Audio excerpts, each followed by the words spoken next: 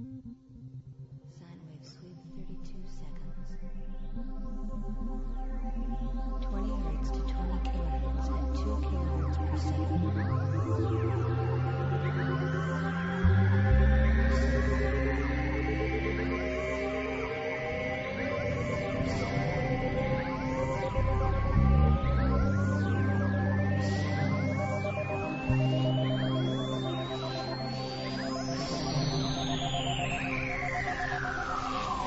Ezekiel 25:17. The path of the righteous man is beset on all sides by the iniquities of the selfish and the tyranny of evil men. Blessed is he who in the name of charity and goodwill shepherds the weak through the valley of darkness, for he is truly his brother's keeper and the finder of lost children. And I will strike down upon thee with great vengeance and furious anger those who attempt to poison and destroy my brothers. And you will know my name is the Lord when I lay my vengeance upon thee.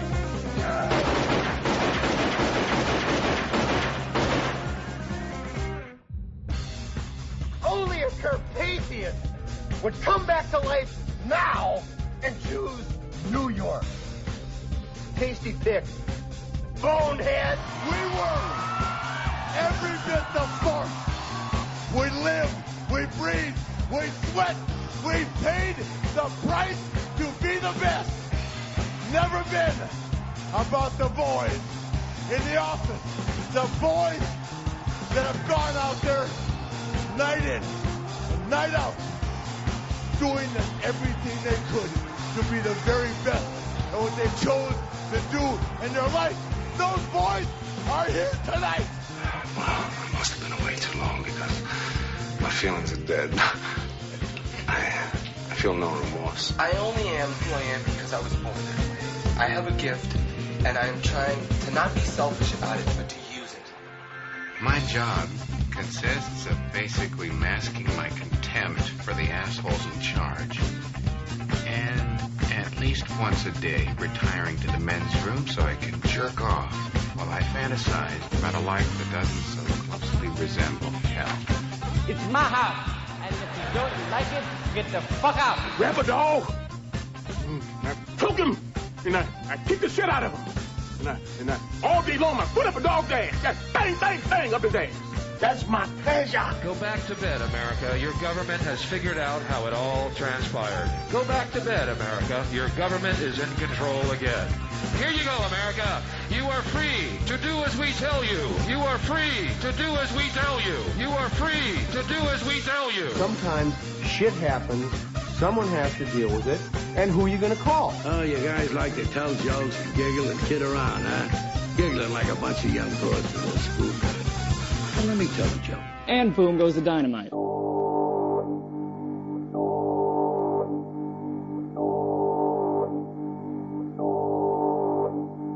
The brother's gonna work it out.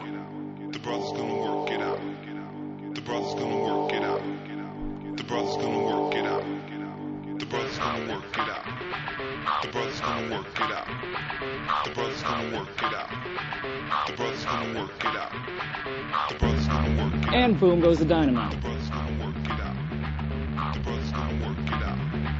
The brother's gonna work it out. The brother's gonna work it out. The brother's gonna work it out. The brother's gonna work it out. The brother's gonna work it out. The brother's gonna work it out. The brother's gonna work it out. The brother's gonna work it out. The brother's gonna work it out. Buddies, it's the Ron and Fez show.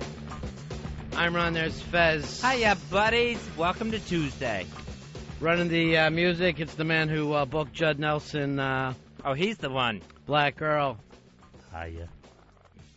That was a very sheepish hiya.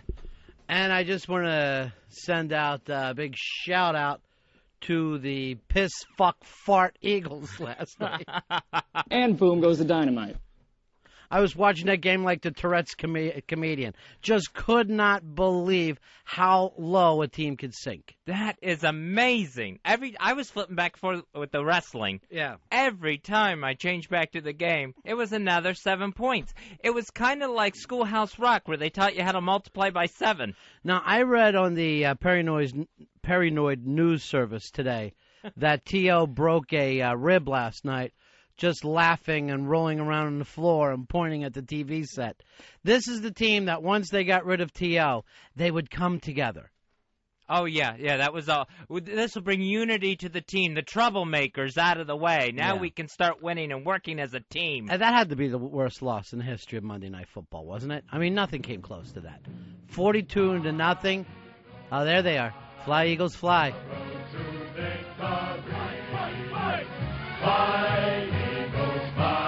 Now, the Philadelphia Inquirer today calls it the curse of Giant Brian. I don't even know what that means, but apparently some trade was made to bring Giant Brian to town, and the Eagles shit the bed. Yeah, Jinxie. Jinxie's in town, everyone. Enjoy. So that was the worst shutout ever on Monday Night Football. And it was the most lopsided Monday Night Football since it began in 1970. It actually tied when the Dolphins beat the Jets 45-3. Hey, nice for you, Earl. A 42-point spread of victory. And I'm sure the Jets weren't home that night and coming off an appearance to the Super Bowl. Right, definitely not. And it was snowing, so the fans were really happy. Yeah, the fans, I was laughing because by the end of the game, the place was a ghost town. And I'm like, so are the TV sets of America. This has got to drive you crazy if you're ABC. You got to go, look, if the people who paid money and love this team have left, what is the guy in Arkansas doing with his TV right now? They said most of the fans waited around to see Reggie White's number retired at halftime, and then they bailed. They just stuck around for that. He must hate the Eagles since he haunted them so last night. Yeah, he does. They were just playing against a poltergeist. They should have dug Reggie up and put him in. He couldn't have done any worse. He would have done exactly the same. He would have done just as well. Just a mess. And then they put in Coy Detmer, who I didn't know was still alive. When I heard Coy, I thought it was a Japanese dish. I had no idea what they had there. Hey, Bob. Bob, you're on the Ron and Fez show. Hey, Ronnie. What's up, man? What do you say, bud? Hey, listen, man. Stop busting on my Eagles. We're bleeding down here, man. All right, here. This is just to show you that we're behind them right now. You're not behind. Yeah, I know what you're doing behind them, too. No, here we go. Earl, give it to him. Earl's driving me crazy today. All right, man, listen, man. I'm already We're bleeding, and everywhere I go, man, I could turn on the Discovery Channel, and I could turn on anything. And I just hear people busting on my birds, man. We just want to go crawl under a rock. Well, you know what? You're probably going to stay under there for and you know what? You brought it on yourself with this T.O. thing. All right, thanks a lot, Bob. I didn't do nothing. You did it personally. You, South Jersey, Wildwood, everybody should take this loss. All right, talk to you later, buddy. Just an embarrassment all the way around. They had to get rid of T.O. Now, Fez, did you hear the comedian today that has the Tourette's? Yeah, I heard some of that on O&A, yeah. I don't know if I can believe in Tourette's. How the hell could that even work? You know what? I think it's just something gets stuck in your mind, and it has to come out. It can't. It can't possibly be true. I know I've seen it on TV. I've read the books that it's true, but how can it be? You know how people yesterday say that they don't think alcohol is a disease? I don't see how this Tourette's could be real. Just suddenly you have to yell out fuck or something. No, if you're in a church, it doesn't matter. How the hell can that be true? That's interesting. Why does it have to be a profanity? Because you're just saying the worst possible thing, I guess. But why do it? I mean, you talk about a disease that you could just say stop and it's okay. That's all you got to do. We had a guy that went to our church in Florida, and he constantly barked. The head that's like the devil's in your church now. The head would go to one side. The head would go to the right like that, real sharp. Yeah. And by the third time I barked and didn't want to, the fourth time would be followed by a bullet. That's how quick I'd go. I don't want to live on this planet where I'm going to be barking in a church. I would either stay at home or maybe go to work in a vet's office where it really wouldn't be as noticeable. Jerry, you're on the Ron and Fez show. Hey, boys, how you doing today? Hey, man. Hey, since Fezzy lost that lock of the week, you know, with the college football and everything, maybe you should do some kind of like weekly wrestling wrap-up or... Oh, I'll give you the wrestling wrap-up for this week. This Monday night, it's all going to be fake. There you go. There's your lock of the week. Thank you very much. I might as well do a lost lock of the week. It doesn't make any sense. With 100% chance of predetermined. As a matter of fact, Fezzy, on ronfez.net, they do some kind of, they try to pick the winners for every pay-per-view if you want to get involved in that. Oh, I should try that. Not that I have any more luck with that being predetermined than I do with football. But I should definitely get in on that. Big party coming up at ronfez.net. Fez and I are going to be there. Earl, Bobby the Champ, the whole gang. It's going to be the Christmas party December 17th. That's a Saturday night at Calico Jack's on 2nd Avenue between 42nd and 43rd Streets. Starts at 9 o'clock. Here is Dennis. Dennis, you're on Ron and Fez. Hey, how's it going, guys? Hey, buddy. Welcome back, Fez. Thank you. Board, Fez. What can we do for you, Dennis? I was wondering why the whole Tourette's thing always has to be so negative. Me and my friends always joke around about, like, the positive Tourette's guy that just never grew up around curses, and he would always be like, thank you, you're beautiful, have a nice day. Well, yeah, why isn't there a guy who just inappropriately starts to spout out, like, E.E. Cummings poems? Why does it always have to be something ungodly? Why can't he just find himself, he can't stop it, but he's forced to sing the Beach Boys at inappropriate times? That would be the best Tourette's. I don't understand how it works. Yeah, the only thing, I know when I was on my antidepressants and I started, like, I would start doing things like I'd get something stuck in my head and I'd just repeat it out loud, almost go into a mantra. I don't even understand. What do you mean? It would be like if I was, like, going down the highway, I'd see exit 60, and then I would just keep saying exit 60, and kind of rock back and forth while I was driving when the meds had me just so messed up. And that's the only thing I compare Tourette's to, that it actually feels more comfortable to yell it out than to try and keep it inside. I'm going to tell you the truth. I do not doubt that those meds caused your heart attack or had something to do with it. I'm furious about it. I don't even want to get into it. I'm going to start my own version of Tourette's. I'm so mad about that. Here's Keith. Keith, you're on the Ron and Fez show. Yeah, this is Keith down in North Carolina. Yeah. I got a son that's got Tourette's, and I was going to let you know it is real. All right, what does your son do? Well, it's not as bad as the comedian they had on O&A today, but he ticks and stuff like that. His eyes are blinking. He don't do all the cussing and stuff like that. I think it's another form of Tourette's. It's another part of Tourette's. It's got a whole other name I can't even pronounce. I can't believe that this comic's not headlining everywhere in the country. I don't understand how Dane Cook hosted Saturday Night Live and not this guy. Yeah, I hear you. Yeah, it can be funny sometimes, but it's real. How old is your kid? My son, he's 10 years old. So he hasn't. Can this thing mutate? Could he eventually become a barker or a cusser? Well, yeah, because the ticks, they change all the time. He could have a tick one day, and then it go away, and then the next day he'll have something else and go wild without having them at all. Yeah, matter of fact, it's hereditary because his mother, he got it from his mother. Really? I didn't know that. Yeah, she used to blink all the time, and I was like, what in the world's wrong with her? And then, yeah, here goes, I get custody of my son, and I find out that's what it is. Oh, is that it? So, yeah, so you started dating Blinky. You go, look, she's bobbing, she's winking, she's blinking, I got to have her. Yeah, he's thinking she's just trying to make time with him, like she was really into him. She couldn't control that winking. Well, now, some people have it more than other people do, and it wasn't that bad. And like he was saying earlier on the comedian, he was getting nervous, and when he gets nervous, it gets worse. Right. And, yeah, we'd be sitting there riding down the road and listening to the radio, and I couldn't hear, and I'd see her head bobbing back and forth. I'm like, well, who are you talking to, and what are you saying? Oh, my God. But, so what do you plan on doing with your son? Ski mask? What are you going to do with this? No, actually, you get around it, you halfway don't notice it sometimes. You know, his isn't that bad. He blinks a lot and stuff like that. He has made noises when he was younger, but, I mean, it's not that bad. But I have seen cases where it is bad, like the comedian they had earlier. Yeah, all right, thank you. Uh-huh. It's an amazing act that he's put together for himself, and he didn't even mean to. Here's Tom. Tom, you're on the Ron and Fez show. Hey, Tom. Hi, hey, what's up? How you guys doing? Tommy, can you hear me? Yeah, Tommy. Can you feel me near you? All right. Tommy. Big fan, guys. Big fan. I Thanks. love you ever since you joined O&A. Thanks, buddy. I'm a psychology student. I'm working on a doctorate out here in Westchester, Pennsylvania. I just want to tell you, Tourette's is a real disorder. It's classified in the DSM as a neurological. The associated features are usually physical, and those include tics, eye blinkings, and stuff like that. And approximately less than 30% of people who have Tourette's have that type of barking disorder. And even fewer than that 30% have the type where they blurt out profanity. So it's actually not that common. Is it a physical thing or just a psychological thing?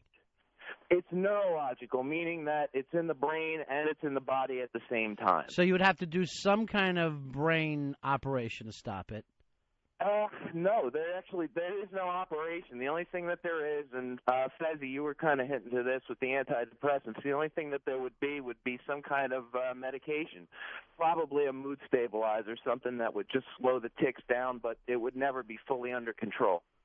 Now, Fezzy's came on from drugs, though. Yeah, I got him from using mood stabilizers. Well, that's possible if you didn't have Tourette's.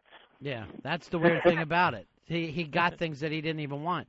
My thing is this. What if you would drive a nail into the skull and relieve the pressure on the brain?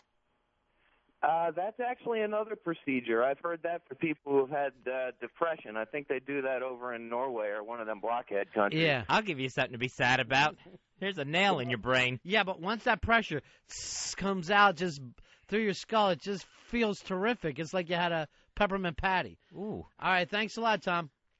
Just so I know, Fez, please stay on those medications, all right? Well, you're not on any of the depression medications anymore, right? No more antidepressants or mood stabilizers. Yeah. Okay, give them another shot. Maybe they might work for you this time. All right, see you later. But you do have a way of just making noises sometimes. Oh, yeah. Yeah, where I just get something in my head. Oh, you went through that grunting thing, remember? At one Right. time, people used to call in and say, who was grunting? And then everybody on the show went, it's Fez. He does it all the time. And I never heard it. And it was people like all the interns, the producers. Yes, he grunts a lot as we're coming back on the air. Or when I was talking, you used to grunt, they said. Just Yeah. the slightest of... And even now, you'll make noises in response to stuff. You'll do a lot of oohs. It feels more natural. Yeah. I mean, I would have made a really good caveman. Except for the fact you would have had to hunt for your own food. So you wouldn't have lasted long, but you would have grunted. I would have been more of a gatherer. Yeah. Jim, you're on Ron and Fez. Hey, good morning, gentlemen. Ronnie, first of all, I miss Soundboard Fez. I miss Soundboard Fez, too. He never grunted. But you guys do. You guys are putting on a great show. And, you know, Ronnie, I know you were just telling Fez that during the show. During the last break. I said during the last break, I said to him, I go, this is one hell of a show we're doing here. And I said, we haven't even started yet. 5-star.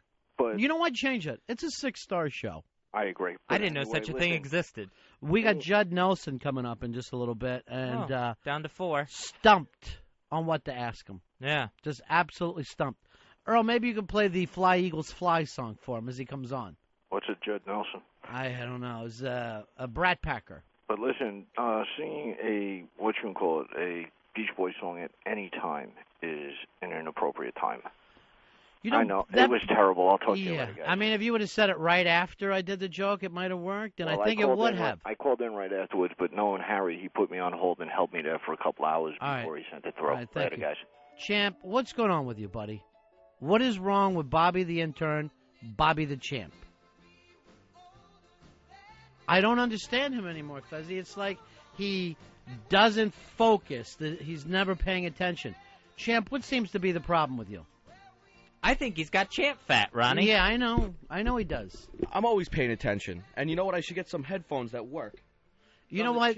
I noticed that every time someone tries to use that mic, they complain about the headphones. The headphones stink, and I should have my own seat, to be honest with you. Because you're the what? Because I'm the champ. Yeah. He's taken this thing of having a belt. We gave him the wrestling belt, and he calls himself the champ. And now I noticed that they greet him as the champ, as he's entering the building downstairs. Yeah, I think this has gone too far. Yeah. Well, I have fans. I obviously have fans. And the doorman, he's a very nice fellow. Yeah, what is his name? No one ever remembers. Yeah, I have no idea. That's your new focus, Fez. Normally you know everybody's name, and then you say it, and I say it right after you. I'll learn it. Yeah. I just say thanks, Sparky, when he says good morning, champ, and I say thanks, Sparky. I know you're the champ, but why do you call everybody Sparky? That's his thing. Because that's what the champ does. When you have so many, fans like I do, you can't remember everyone's name, but you don't want to be rude. So you just call him Sparky or Chief or Champ. You're Either like way. the president. Everyone just gets a nickname. I think anything but Sparky would be, because, Chief or Buddy, Pal, that's nice. Sparky, I don't think people are going to be into. Well, when people are ethnic, I usually call them Sparky. Uh-huh. So Earl would be Sparky? Something like. Well, he's like American. If you have like an accent or I see. It'll be like, hey, Sparky. All right, so Puerto Rican, Sparky. Like a busboy type of deal is Sparky. Black guys? I heard him call Earl Smokey. Stop it, Fez.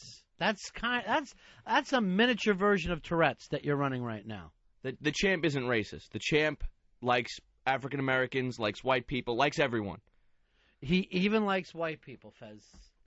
He is the people's champ. The white really people's champ. It's all about the kids, though. To be honest with you, I always stop for a kid and give him a nice pat on the head and tell him. You're like Rosie O'Donnell. You only sign autographs for children, right? Not the adults. I'll sign autographs. It's a little weird when someone twice my age Fez, asks me for an autograph. Fun facts about Rosie O'Donnell, the things she does? Sure. Yeah. All right. I had no idea. I didn't know it all. She lost $10 million on the Broadway show Taboo. Maybe that's something you and Judd Nelson can talk about.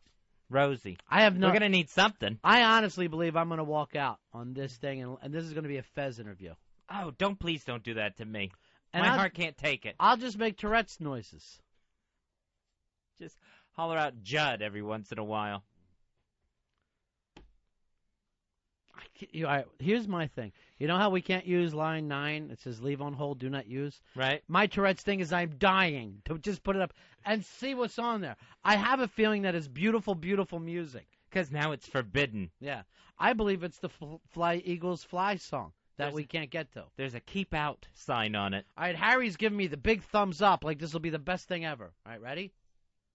A channel, a source of a blow. Exactly. And what else? That the size of your competitor may not be so important, as long as you can channel their blow away from your body. Excellent. You guys are really learning. Now, to illustrate this technique, I've brought in a very This is Master Pose teaching his class. All right, class, I'd like you to meet the all-new Honda Civic. Wait, isn't this your car? Yes, but there's more to the Civic than meets the eye. See, Honda Oh, that's uncomfortable. By the way, somebody sent me pictures of Master Pose grand opening, and it was a picture of Harry leaving the ladies' room. So Harry finally goes and does something with the boys, hangs out with the gang, and then finds himself using the ladies' shitter. So I have no idea how to deal with this. I almost made the mistake and called them a staff. Oh, yeah, that's really too complimentary. Yeah. It was the bathroom I was instructed to use when I needed to use one.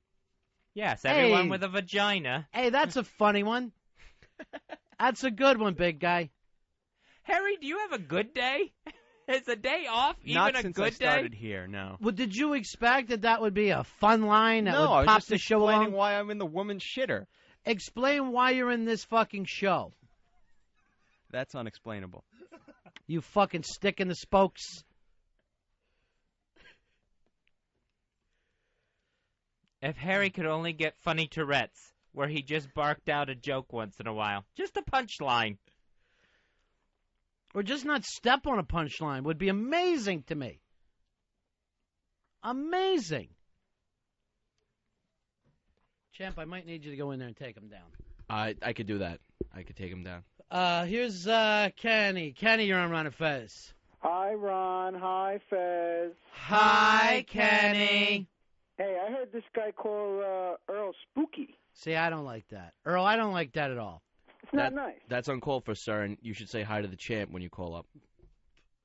If anything, I think he should be called Mr. Earl, like his neighbor kids call him. They respect him, and they stay off of his lawn. Here's Keith. Keith, you're on Ron and Fez. What up, guys? 90046. Way to go, old school. Say hi to the champ. Soundboard Fezzy. Yeah, I Hey, miss what up, Soundboard champ? Fezzy, too. How you doing today, sir? I'm all right, dude. Guys, I went to college with a really nice guy named Saul. He was one hell of a saxophone player. I was a trumpet player, and we played in the jazz band together. And this guy, God help him, could not help himself. You'd be walking down the hall, and all of a sudden you'd hear behind you, I smell like cum. Or, you know, there'd be like a girl there, and he'd point and be like, fucking, look at that twat. I mean, and you couldn't help but laugh, but you couldn't do anything. I mean, he was a really nice guy. And You were in a band with multiple MIGs. Oh, my See, God, I it didn't was realize awesome. this, but I guess all the guys I grew up with had Tourette's, too. I had no idea. The exact You'd same be way on we would talk stage. to women. On stage, I have a recording of this in Baltimore. We were playing a tour, and the lead trumpet player is this black guy, and he's playing a solo, and poor Saul can't help himself, but he actually stands up, turns around, points at him, and just starts screaming, I mean, he just couldn't help himself. This is amazing. My dad had Tourette's when we would watch TV or go to Phillies games. See, it's more man, it common was than you glorious. thought. All right, Keith. It was glorious. Keith, if you send that to us, that recording of that tape, we'll send you an autographed shirt, autographed by the champ. Wow. I don't think I could do that to Saul, dude. If I didn't like the Nobody guy, even maybe- Nobody's going to know that it's Saul. Oh, man, no, he's a nice guy. Now I don't even believe the story, Fez. I wish somebody would corroborate it, but Keith, you have the tape. Either you're Keith the liar or Keith, I will the consider owner it. of a signed champ shirt. I know. And those things, you could eBay that stuff. I was just gonna say he's gonna probably put it on eBay, get a couple hundred for it, and just sell out. All right. Yesterday, Fezzy, I tell the guys, hey, get that book that we got, have it autographed, and we'll send it to Thug Lip Annie, since she's a real big fan of James Fry, and I believe she turned us on to him on the show, or she had brought him up on the show and I read the book, whatever. So I go, yeah, send that book down to her. He goes, well, we got it autographed, but we got it autographed to you guys. And I even said to them, for a listener, yeah, you know what I need to do? I need to knock a nail into my head to relieve the pressure on my brain. Or else it's going to burst. And your skull cap's going to be rolling around. I'm going to Norway. What is it, Earl? I had nothing to do with that. Who did? Because I was in here running the spots, and Harry was grabbing the book. He had all the books. Harry, you joke stick. Do not grab that mic. Do not grab a mic until you're ready to say something funny. I told him, have the book signed for a listener.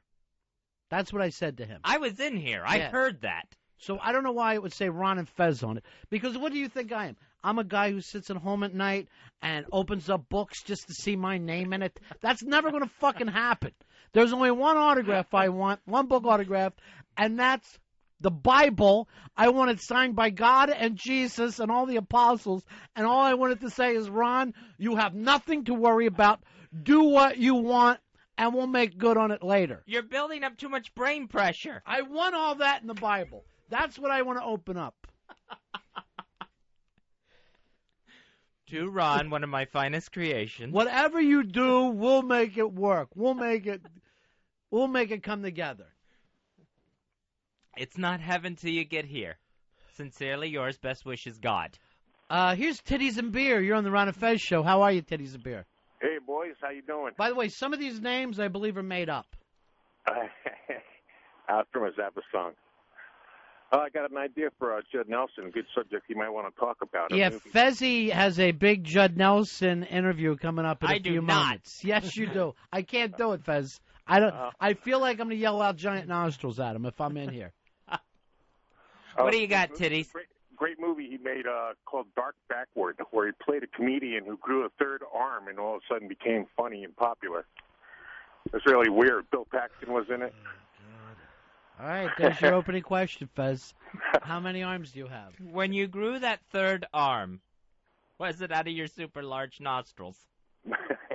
Came out of his back, started out as a little nub. Just do me this favor, Fez, and let me out of this. Let me out of this. What am I going to do? This is going to be the quickest interview ever. No, man, you guys have a lot in common. I got nothing in he common. likes wrestling. He loves college football. Go over that, his locks of the week. Talk about stuff like that with him. And Earl gets to sit there innocent. Tell him about your heart. Tell him where your blood sugar is right now. And Earl gets to sit there after planning the dirty bomb and get away scot-free. Hey, Frank, you're on Ron and Fez. Hey, Ronnie, 13512. Way to go old school for us, buddy. Appreciate it. I want to say fuck the champ. I'll fight him. Oh, my God. I never thought I'd live to see this day. There's no need to use such profanity. Well, listen, champ, for a second, you're a cocky guy, man. What do you got to back up this championship belt? You work for free? Is that your championship freeloader? Listen, you're calling up the show. I get to be here in person. For free. The champ is on the ropes, Fezzy. What do you do for a living? I'm a truck driver. I'm independently wealthy, and I'm the champ, and I get. What? I'll come up there and watch the show for free too, and I'll take you out, and I'll take your belt. You will do. And I'll take your fucking belt, and I'll wear it around, and I'll call myself the champ and call you. You're probably about 400 pounds, and you drive a truck. You're a loser. Go kill yourself. You're a truck driver. Don't. Can I come up there? Yes, anytime. You're more than welcome. This title is on the line 24 hours a day. He's the hardcore champ. If you see this kid anywhere, next slap him and get the belt for yourself. I'm going to punch him in his fucking throat, spit on him, and grab his belt. You're going to walk through the door. I'm going to hit you in the face with a bat. I swear to God, it's the first thing you're going to see is a Louisville slugger. Do you need a foreign object? I got more for you than Poe did, believe me. You got nothing. You have absolutely nothing, sir. Nothing. You're not gonna. Where are you right now? I'm on 57th Street. Where are you? In Hoboken. I'll come over. Oh, Hoboken. Come on, Sinatra. Come get me. All right, I'll be over there in about half hour to an hour, and then we'll see who's the fuck. Hey, you'll never show up. What's your name, sir? Frank. Frank. I'm gonna tell the Sinatra. I'm gonna tell the desk guy to wait for you. I'm gonna say wait for the guy to come up, the truck driver to come up to fight the champ. Open every door in the building. I don't want him slow down for a second. I'm gonna shank him in the kidney. This guy when he walks up. Give him a running start. Hey, Fez, new movie coming out on Lifetime you were telling me about. That's right. It's Three Wise Guys, and it premieres this Thursday, 9 o'clock on the USA Network. With Judd Nelson. Judd. Hello. Hey, you're on the Ron and Fez show. Judd, this is Fez Watley. Hey, Judd, how you doing? I'm doing well. How about yourself? Good. Ronnie, come back. Judd, tell us about the movie Three Wise Guys coming on this Thursday. It's loosely based on the Damon Runyon short story, which is loosely based on the old story about the three wise men. Loosely based on the New Testament, right? Yeah, loosely based on the New Testament. And we play, me, Nick Totoro, and Eddie McClintock play three guys that work for this casino owner, played by Tom Arnold. And we, chase this pregnant woman named Mary all around. She ultimately gives birth in a manger, and the three of us don't even get it, you know? You don't even realize you're the Three Wise Guys what we're doing. and what you represent. Yeah. Any problem with this? Like anyone calling this thing sacrilegious or anything? Pregnant woman in Vegas? I don't think that it's, pretending to be religious, so I don't think there's any reason for anyone to get upset. It's very sweet, a really nice story. Everyone will be happy. Now, I'm looking at the cast, you, Tom Arnold, and you look down, and there's Rowdy Roddy Piper. I kicked his ass. Really? I can take him. He's nothing. He's not like Hogan. Hogan will kick my butt, but I can take Roddy down. What was it like working with him? Is he just nuts? Actually, we just had, one little kind of scene, and he seemed really, really nice. I mean, I'm a gigantic wrestling fan. It's cock time. What is he? I mean, I was just a huge, huge wrestling fan, but I just finished a project called Little Hercules that Hulk Hogan is in and The Big Show is in. So you're just working with wrestlers now? Well, I'm so physical and so dangerous that pretty much they have to have me work with either Hogan, The Big Show, Piper, or Coco the Chimp who signs. I'm one fat baby. Or Brooke Shields. See, Brooke's great, but, Brooke's, she's strong. She's tall. She has tremendous leverage, and they felt, she could keep me in line, and she did. Yeah, that isn't who you meant by The Big Show, is it? No, The Big Show I meant, The Big Show on WWE. Oh, okay. Half of the tag champs. Yeah, he is big. He's 7 feet tall, over 400 pounds. My God, his fingers are like home wreckers. Why does my back smell like chlorine? I've been wondering. Who do you think made the best transition from wrestling to movies? Which wrestler? The Rock. The Rock? Yeah. Ever get a chance to work with him? No, but I would love to. I loved The Rundown. Have you seen that film? No, you know what? I never caught that one. You really should see it. You will like it. It is incredible. It is so much fun. Very well directed, and the relationship between the two actors is just great in it. I mean, check out my man titties. Now with the three wise guys, we spoke of Brooke Shields too. What did you think of the kind of the thing the dust up she got into with Tom Cruise? Well, I'll tell you this: why would anyone pick on a Princeton graduate? You know, you're not going to do well in that bout.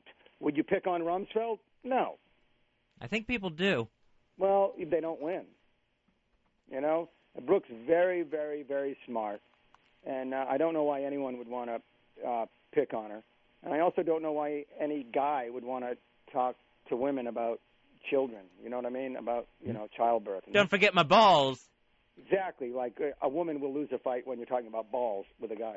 Sure. Yeah, it all depends on the subject matter. I like tickling the balls. So if we were dividing... Coco, the signing chimp, who in fact now can speak. So if we were dividing up Hollywood, you're on the Brooke Shields side of this. Well, I don't know if we can really take sides, but I certainly, yes, I would have to lend my tag team support to the Shields camp. Because, it just seems like a crazy subject matter for people to be fighting about anyway. I pissed my pants, and there's not a thing you can do about it. Oh, was that incredible? Oh, is that incredible? That actor's so good in that scene. How frightening is that? There's 7 dicks in my ass, and there's always room for 8. And how about the fact, like, when he opens up his drawer to get the pen or the paper, and you hear all those bottles jingling around? You really believed it, that he really did it. Oh, Method actor. And it's so sad. What's his name? Maury Chaykin? Yeah. He's so great in absolutely everything he does. But it's so sad because as Costner's leaving, you hear the gunshot, and you know the guy just killed himself. Hey, who's up next for teabagging? And a great actor that's just known as the piss guy in Dances with Wolves. Oh, no, he's been in a zillion things. Isn't he in that television show on A&E, Nero Wolf? I don't catch A&E. No? No, I don't have cable. You really don't? But I'm getting it for this Thursday. Well, that's okay. You don't have cable. I don't have a computer. Really? Yeah, I don't never have anything that comes with a manual that's that big. I just can't do it. Yeah, I give up on technology. So, Judd Nelson, it's The Three Wise Guys with Tom Arnold, and it premieres this Thursday, 9 o'clock on the USA Cable Network. Awesome plug. No problem. Thanks a lot, Judd. Hey, thanks for having me. I pissed my pants, and there's not a thing you can do about it. He folds the letter up nicely. Take care. Whew. Little Fez and Soundboard Fez show. Fez and Fez. Yeah. Good stuff, Fezzy. Thank you. Yeah. Well, as much as a rivalry as I have, yeah. I got to give a lot of credit to Soundboard Fez. I got to give him the assist on that interview. Never brought up Breakfast Club? Oh no, that was the next. Call him back, girl. Check out my man titties. That was the next thing I was going to bring up, but then for some reason, he wanted to talk about the guy in Dances with Wolves. Hey, he can go with it. Here's Daniel. Daniel, you're on the Ron and Fez show. Hey, guys. How you doing today? Hey, buddy. What can we do for you? Oh, man. Love the show. Just had a brief comment to the champ. Yeah, the champ, Bobby the intern. I get those two words mixed up, bitch and champ. I'd just like to throw out a little challenge to him. He seems like he's such a big man now. Yeah. Why don't you, champ, why don't you give me your home address? I'll come over there and not only kick your ass and your old man's ass, and I'll fuck your mama in the ass and make you watch. What you gonna do? You gonna wrestle me? You gonna wrestle me, are you? No. Listen, sir, you would not survive 10 minutes. Listen, you walked on my block. There'd be 3 huge guineas saying, what the fuck you doing here? And then you'd have to leave. You would be, and you know what? And you know what? My mother is a fucking piece of ass. She wouldn't fuck you. Believe me, she would not fuck you. I don't know. That's telling him. Wow, the first ever. The first one your mom would turn down. I would love to be here. Hey, here's the champ's #1 fan. How are you, #1 fan? Buddies. Say hi to the champ. How's it going, going? Hi, champ. How you doing? What? I'm glad you got the belt back, man. I think you. you and Poe was probably the best feud of the year. Yeah. Thank you. All right, thank yeah. you. I was just gonna say that interview. I think you let Fez off the hook a little bit. I think Soundboard Fez kind of carried that interview. You know, Fez is just recently back from his heart problems. Soundboard Fez, the picture of health, completely in great shape. So yeah, it's not a problem at all to let Soundboard Fez help out. Soundboard Fez kept himself in good health. Here's Teabagger. You're on Ron and Fez. What's up, buddy? Yeah, how are you? Ronnie, that was some of the funniest shit I've heard in my life. You could just hear the uncomfortable cackle in his voice. You know, I looked around here. Everybody was laughing but Fez. Fez had the deer in the headlights look and actually brought up the term dust up, which... I couldn't think of a word. It was beautiful. Argument didn't seem right. Listen, champ, you fucking pussy. I've made about 20 adult films. How many have you made? The champ, really did want to get involved in the porn industry. I know you were dating a porn star. I could get involved in the porn industry. I was actually thinking about it, but my quote's a little high right now. People don't want to give me what I'm worth, so. I notice people have a love-hate relationship with the champ. Well, people are the people who hate me are jealous. The people who like me just know where it's at. Is your mom really a piece of ass? Oh, she's a piece of ass. Why don't I have a picture of your mom? I can bring you a picture of my mother. Yeah. I used to get shit. I played lacrosse in high school, so anytime you have a sport, it's just like constantly bang your mother, bang your mother, bang your mother, and that's where you learn to defend yourself. And now I have a belt. Right, from playing lacrosse, you were able to say, "Go ahead, my mother wouldn't bang you." Eventually, exactly. Your big comeback line. I really wouldn't mind if you just worked with Harry for a second on nothing but energy. Just to say, here I go. I don't know what I'm saying it, but I'm saying it with all the force I can. That is the opening steps of show business. Not, I was told to use the ladies' room. Maybe we need to send Harry out for lacrosse. Wait, Fez. I was told to use the ladies' room. I've done the best I can. Phil, you're on the Ron and Fez show. Yeah, I just wanted to let the champ know not to let all these idiots get to him. He's the champ. We support him out here, and go at it. He is the intern champ. He wears the belt every day. You know, you're the type of champ Muhammad Ali was, that people either loved him or they hated him. Well, I feel the people do embrace me. Yeah. I'm very embraceable. And then the people who just they don't get it. Yeah. You know, it's not their fault. They're not of the intelligence level to embrace someone of my magnitude. I understand. Ron, you're on the Ron and Fez show.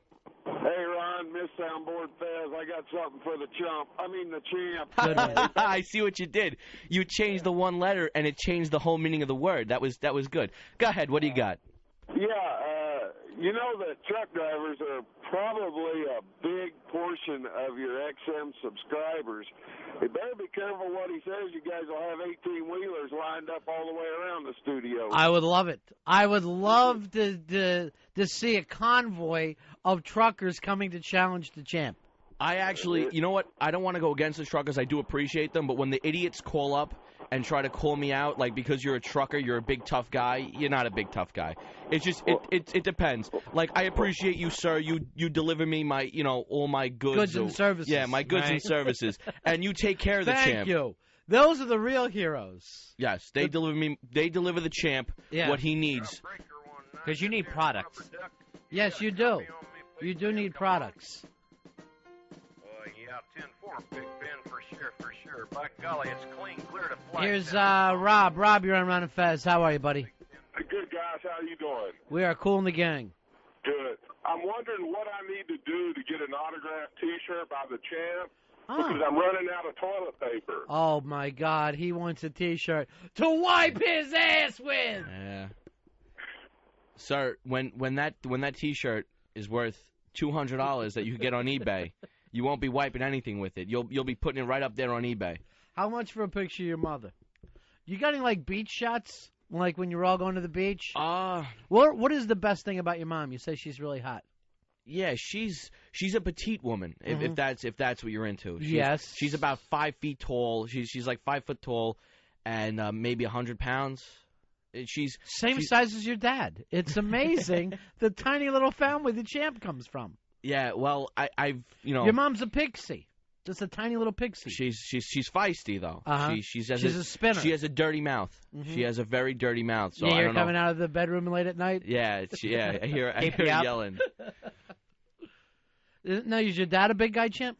My father is Connected. about my height. Well, he's been known to know a few people. Right. What type of work does your dad do? He's in the automotive rebuilding industry. Uh-huh. And Why, he also why has- wink at me when you say He that? has- You ever notice Italian guys, when they tell you what they do for a living, they wink like, what I'm about to tell you is nothing but bullshit. Well, he also has a landscaping business that he does. That's kind of like a He's side thing. diversified. Another wink. You could funnel you funnel back and forth is what you have to change names and titles. Well, either way, Here's Matt. Matt, you're on Ron and Fez. Hey, man, I just want to give some respect to the champ Thank you, sir. And- Thank you, Matt. and Miss Fez. I miss Fez, too. I'm right here. I didn't miss the kind of Fez that doesn't kiss up to Judd Nelson.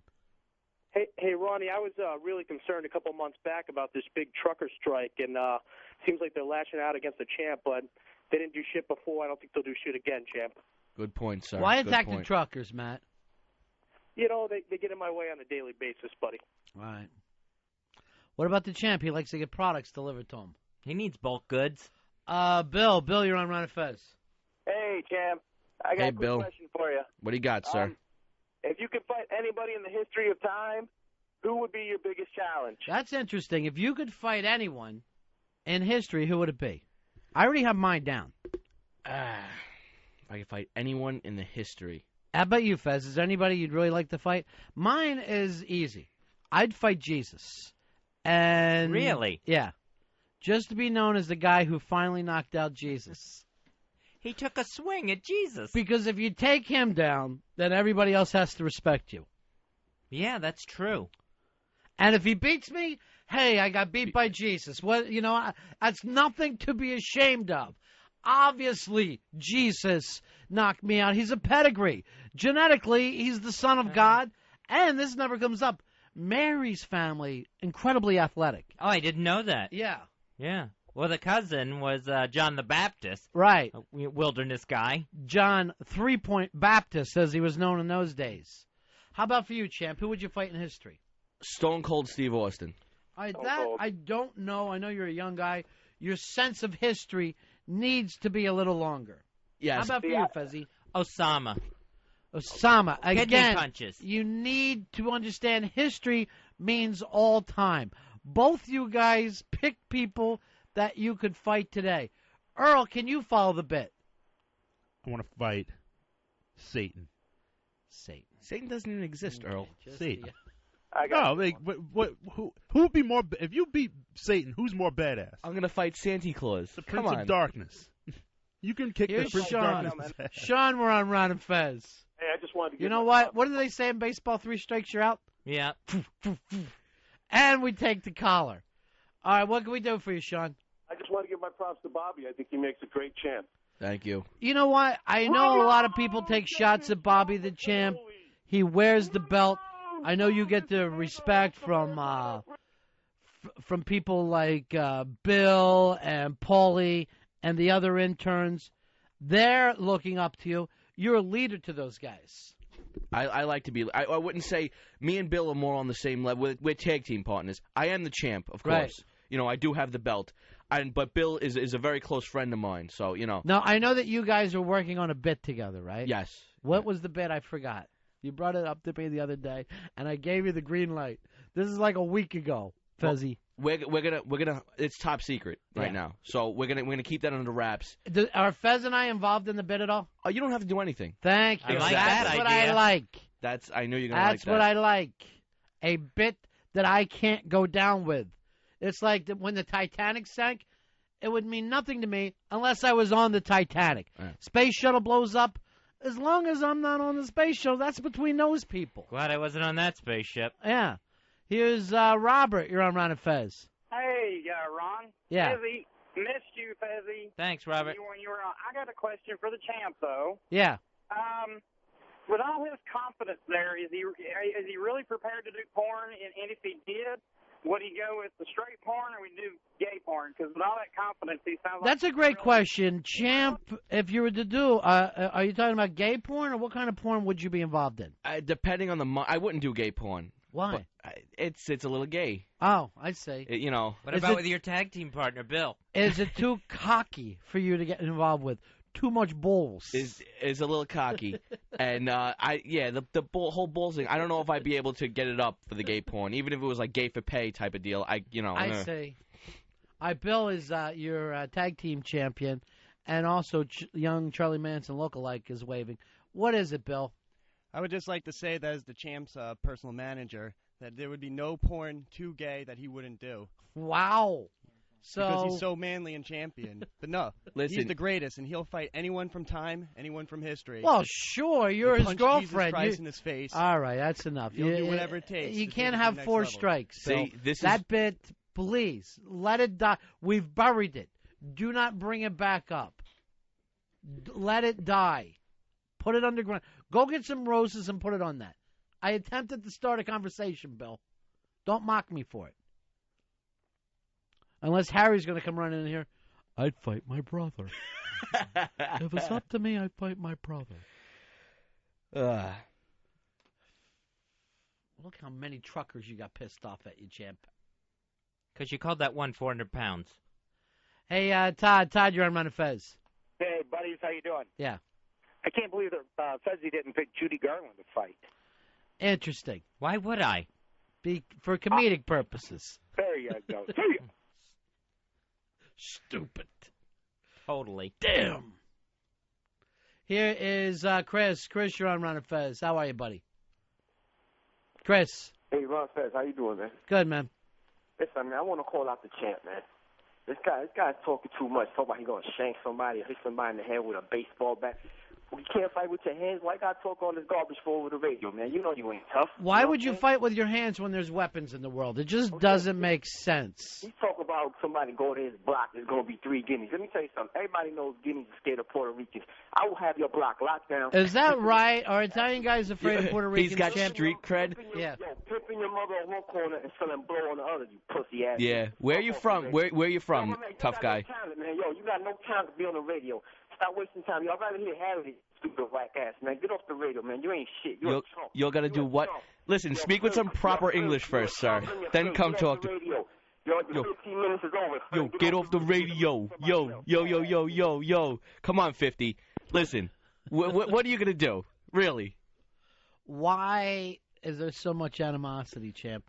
They don't get it. They just don't get it, especially someone of his brain capacity. You're not getting the respect you deserve? I deserve respect. Champ? No, Bill, you're insane. I let you speak once, and now you're waving. And the shit that you were yelling before, it was insanity. It was crazy talk.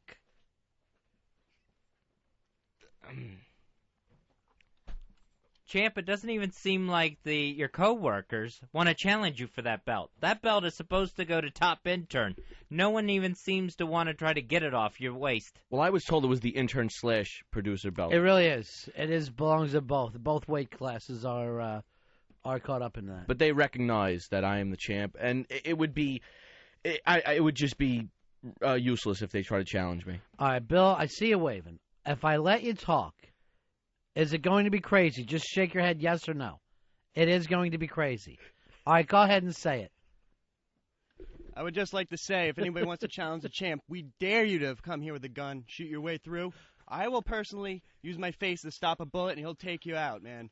We're 2 of a kind. I'm his manager. What did you do? Did you see that somebody you work with finally has a gimmick working, so you decided there'll be 2 champs? No, I'm not the champ. He's the champ. I'm right. his manager. But now you're talking like him. What? I can't hear you. I don't have headphones on. I can't help you then. There's nothing I can do from in this room to make headphones appear on your head. We can't cover your ears from here. Listen, Bill's the brains, I'm the brawn. That's how I like to. That's the scariest thing I've ever heard a human say. Wow. That Bill is the brains of this combo. All right, we're going to take a break here. We'll be back in a few moments. New Earth 2 coming up. Ron and Fez Show.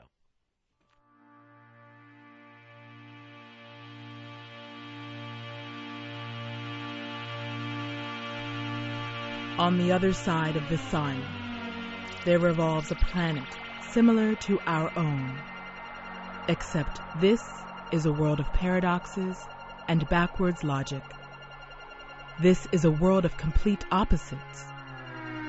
This is a world known as Earth 2. On Earth 2, Saddam Hussein is dealing with insurgency in America. On Earth 2, portable computers are known as lap bottoms. On Earth 2, the guitar is a wind instrument. On Earth 2, Cameron Diaz is dating Lance Bass. On Earth 2, Fox News is leading the liberal media. On Earth 2, toasters freeze your bread. On Earth 2, People magazine puts out its 50 Most Ugly issue. On Earth 2, Mel Gibson directed The Passion of the Satan. On Earth 2, people can now use their cameras to make phone calls. On Earth 2, every morning when men shave, they add hair to their face. On Earth 2, Reese Witherspoon is known as Reese Witherfork, and she has a very small chin. On Earth 2, Ivory soap is only 0.56% pure. Earth 2. Ron and Fez, XM 202.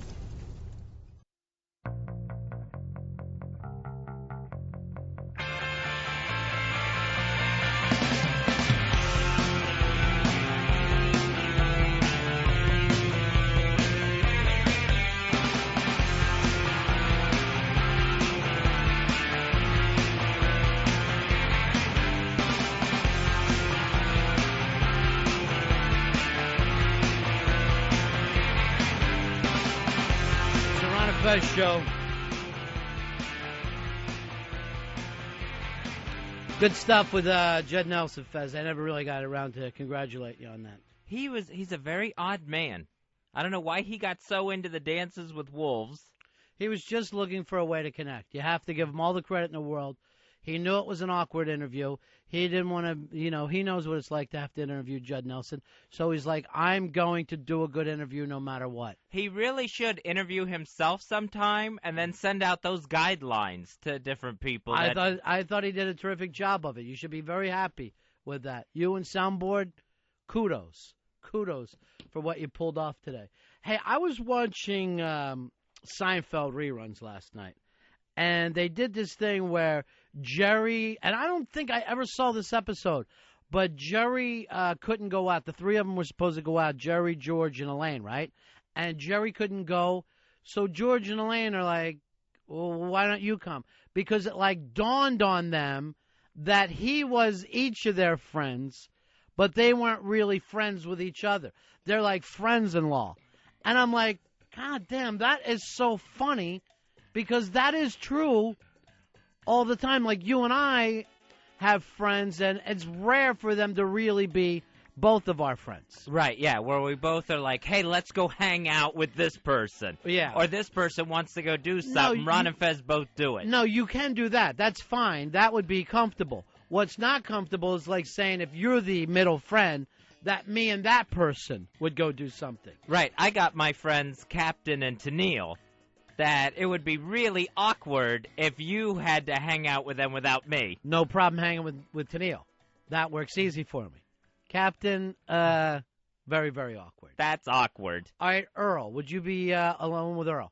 No, in fact, even with conversations with Earl, yeah, a lot of times I'll say, why don't you ask Ronnie about that? Or I say, wait till Ronnie gets here. See, because I have trouble talking to Earl when Ron's not around. See, that's odd, because Earl calls me at home and we email each other. Yeah. We're very comfortable together. We talk about, hanging out or going out to lunch.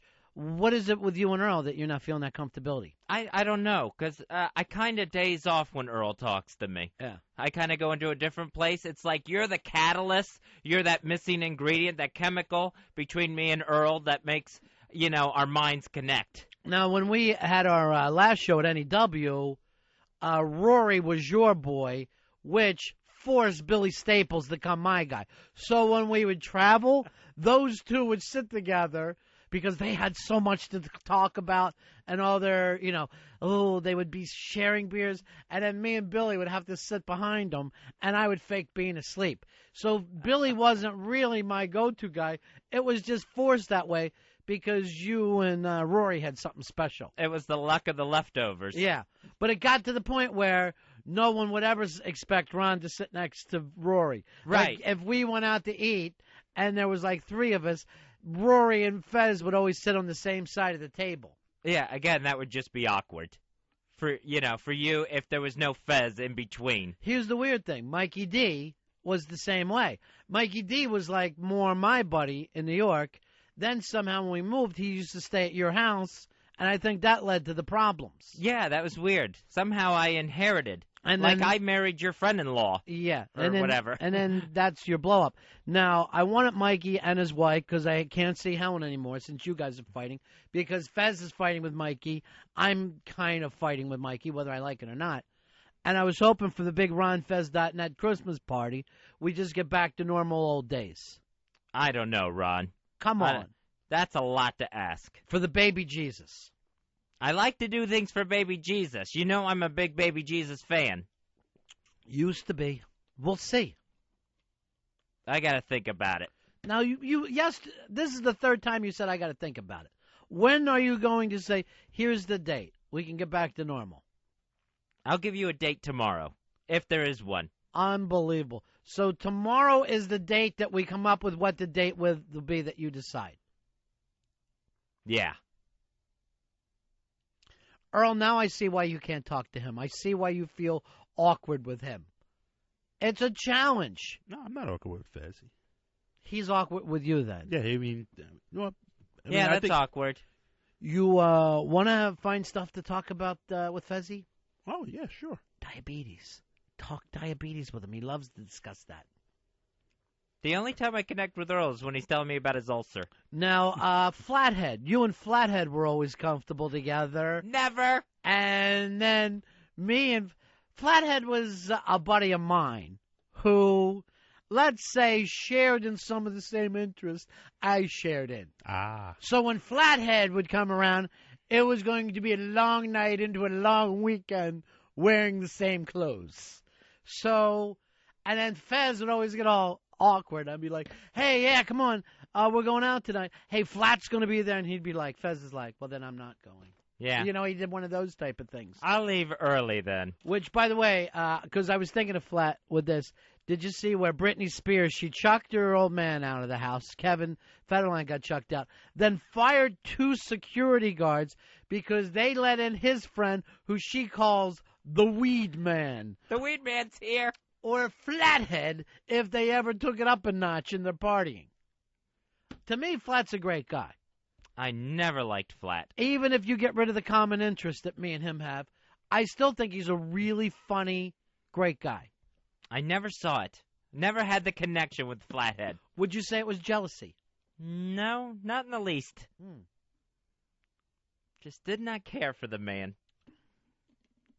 And his actual flat head freaked me out. What about Mitchell? Mitchell, I liked, but I couldn't be in a room alone. You know what I mean? You had to be there. I always liked Mitchell. None of the disciples you felt comfortable with? No. Schubert. All right, Schubert I felt comfortable with. Everybody loves Schubert. Yeah. Schubert I could. You could feel comfortable alone with Eastside Dave and not with Flats. No. Yeah. With Eastside Dave, not with Flathead. That's odd. And Eastside Dave, that took some getting used to. Oh, he's a good guy. He's a good guy. All right, so tomorrow you'll tell us the date that you'll decide if we can get together with Mikey D at least for Christmas. Or it may be no date. That may be the announcement. I can't even understand the announcement. I can't understand what your announcements are. I'm actually going to think about it tonight. Yeah. Because I say I'll think about it, and then it's just out of sight, out of mind. You put it away. This is going on now for a long time. March. And you're like, I'll tell you tomorrow. And, you know, this is what I think led to some of your health problems. I know. Fighting. I don't think you're a good fighter. Right, because I take it so personally. Yeah. And hang on to it. Right. There's never a fight and it's done. Right, but it's like you're more comfortable with Judd Nelson than I am. I'm more comfortable with... Hey, who's up next for teabagging? Soundboard Fez. That's somebody I'm comfortable hanging around with. You're comfortable with me. You didn't really feel uncomfortable at all when he was answering? I've pissed my pants, and there's not a thing you can do about it. Soundboard Fez as a way of... Oh, what a scene.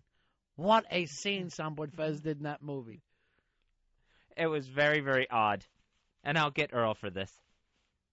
I don't know. I thought it was a great interview. I thought it was one of the best you two have ever done. You and Soundboard.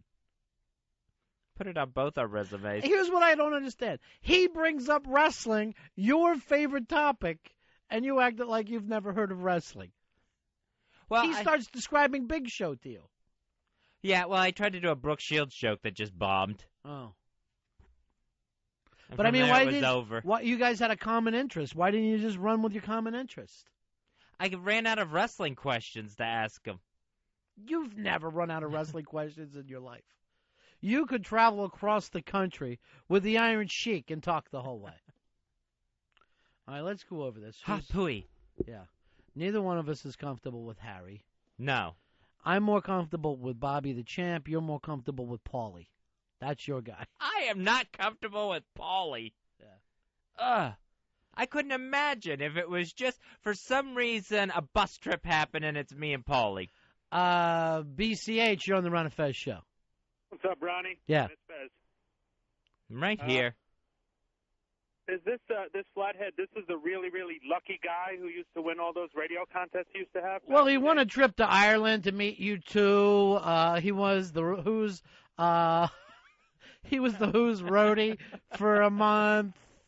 He had front and back to every concert. God, he's lucky. He was a lucky guy. I'm jealous. And you know you can't tell because you have that big barrel that you pull all the winners' names out of. Yeah. Yeah. And there was only just the one said flathead, huh? Yeah, it just said Flathead, and oddly enough, he would be there ready to pick up his prize. Sometimes And it would just say flat. Drum roll, flathead. And then people would actually start and call in and go, hey, when are you giving the grand prize to Flathead? And I'd be like, I don't know who's going to win this contest. It could be anybody. Yeah, it's just that's the way it worked out, I guess. Yeah, hey, some guys are lucky. Some guys have all the luck. Hang in there, guys. All right, talk to you later. Later. Sometimes the contest was travel with Flathead to see whoever. The yeah, Stones or whatever. That's how it basically had to be.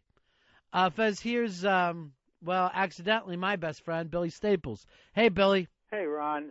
Speaking of some guys have all the luck, who's this guy you had on yesterday talking about addiction, not a disease, and making money off of lies? Hey, you know what? Cancer's not a disease. Can I write a book? Well, Billy, all right, before we get into this, James Fry was in yesterday. He's a guy who got sober without doing the 12 steps. Yeah. And his stuck, unlike your, I don't know, your rehab is more like throwing darts and hoping they hit a balloon. Yeah. It may be one day, it may be 30 days, whatever. Look, if you want to compare stories, he takes his story and blows it. Oh, poor me, poor me. Meanwhile, his parents send him to Hazleton, which is the best clinic money can buy, and you know. He said that. Yeah, I know, but I mean, like he went to rehab. Big friggin' deal. 7 of them, right here. Okay, 7 of them. But here's the problem: you never wrote a book. You've never interested people with your rehab talk. Oh, I could, but you know what? You have to have a success story to go with it. Yeah. Yeah. Well, you know what? Chapter 8. I'm off the wagon again. Chapter 9. Back to Chapter 1. Okay. You're both wrong, but let's proceed. Hey, he put us in our place. He sit there and you know he's letting people under the false impression that this is not a disease. Well, it's hard for people who aren't alcoholics to see it that way. Okay, I am one, and I have a hard time believing it's a disease. That's why I said it's more maybe like an allergy. Like some people can eat strawberries and some people can't. Okay, so if you eat enough strawberries, are you going to get wet brain and die? Yes, you can eventually if you if you kept drinking water, you can die from it. You cannot abuse any substance on the planet. If you go with the allergy analogy, yes. If you're allergic to strawberries, yes, that'll happen. Yeah, you're not going And even if you're not, you will develop an allergy to strawberries by eating too many of them. But you're not addicted to them. There's a big difference. There's then a physical addiction to a strawberry. But that doesn't make it a disease. Yeah, okay, so if you, so then what makes diabetes a disease? I am not even sure. How is that a disease, Fez? I don't have it. Well, some people give it to themselves. Some people are born with it. Yeah, The- some people are born with it. The type 1. And other people abuse food. It's a defective pancreas. And nobody believes the type of disease that Fez has is the same kind of the kids that are born and have to take insulin. Right. The insulin in the body doesn't work, so it's an actual defect. There's an actual chemicals that in the brain that are only found in addicts that are not found in so-called normal people. Okay, this is a study; it's been proven. Why is it important for you to have a disease, Billy? Well, you know what? If I read the book, I won't. Then I'll be cured. So you can get handicap parking. All right, name me another book that if you read it, you're cured from anything. And that includes the Bible. If we're to believe what this guy Jim Fry says, you know. James. Sorry? James Fry. James Fry. Whatever. You can cure yourself without a 12-step program and without help from anybody else. Let me ask you this. Do you think anyone in the 1700s was able to stop drinking? Yeah, probably. Non-alcoholics. But no, an alcoholic in the 1700s, they didn't have the 12-step book. They just died? Yeah, probably. No. People were able to quit. Yeah, they weren't alcoholics. Some people were some alcoholics are able to quit. Name one. I don't know, but there's I'll give you one. George W. Bush, President of the United States. Can you prove he's not drinking with some of the crap that he's doing? No, I'm going to take his and I can't prove that you're not drinking or anyone else in your group is. It's not my place to go out.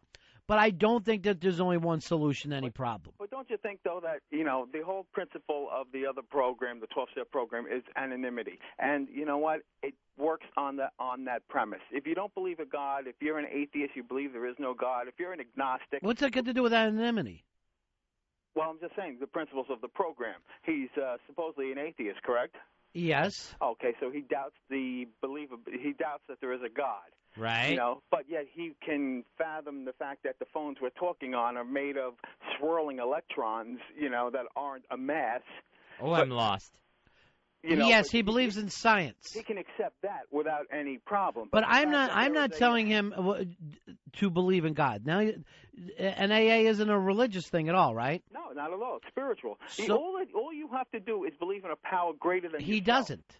Huh? He doesn't believe in that. That's his choice. There is I mean, now you sound like you're some right-wing guy who wants to go around and make people believe like you. You know what? He does believe, Ron. He has to believe in something that's greater than himself. There are people who are atheists in this world. Yes. And here's the thing. It's not up for me to go around and try to convince them of a God. I'm not going to spend my time doing that. Nor look down for anyone, whatever their beliefs are. Look, I don't want this guy going out giving the wrong people the message that really need help. I don't come on the air and say what support group I belong to in case I fail, because that makes the support group look bad. You've brought in your chips. Who else gives out chips? He says he doesn't use Pringles. AA. He doesn't use it. Okay, well, good. Then you know what? So he doesn't have to be anonymous. So then, you know what? Then why would you take the time to write a glorified story? Did you read the book? Yeah, I read snippets of it. It's far from glorified. No, Ron, when I say glorified, talking about, you know what, you know, his missing his teeth and drinking wine, and you know what, we can all take our war stories. The book is a war story. You'll admit that. Every book is somebody's experiences. Yeah, but you know what? It gives the wrong impression to people who really need help. What are you saying? There's only one way, your way, that's failed at least 7 times? First off, it's not my way, okay? It's the highway for you. No. The drunken highway. Oh, no, that's right. They won't let you drive. No, they won't because of physical problems. No, that's not true. Both. The physical problems is you can't drive drunk.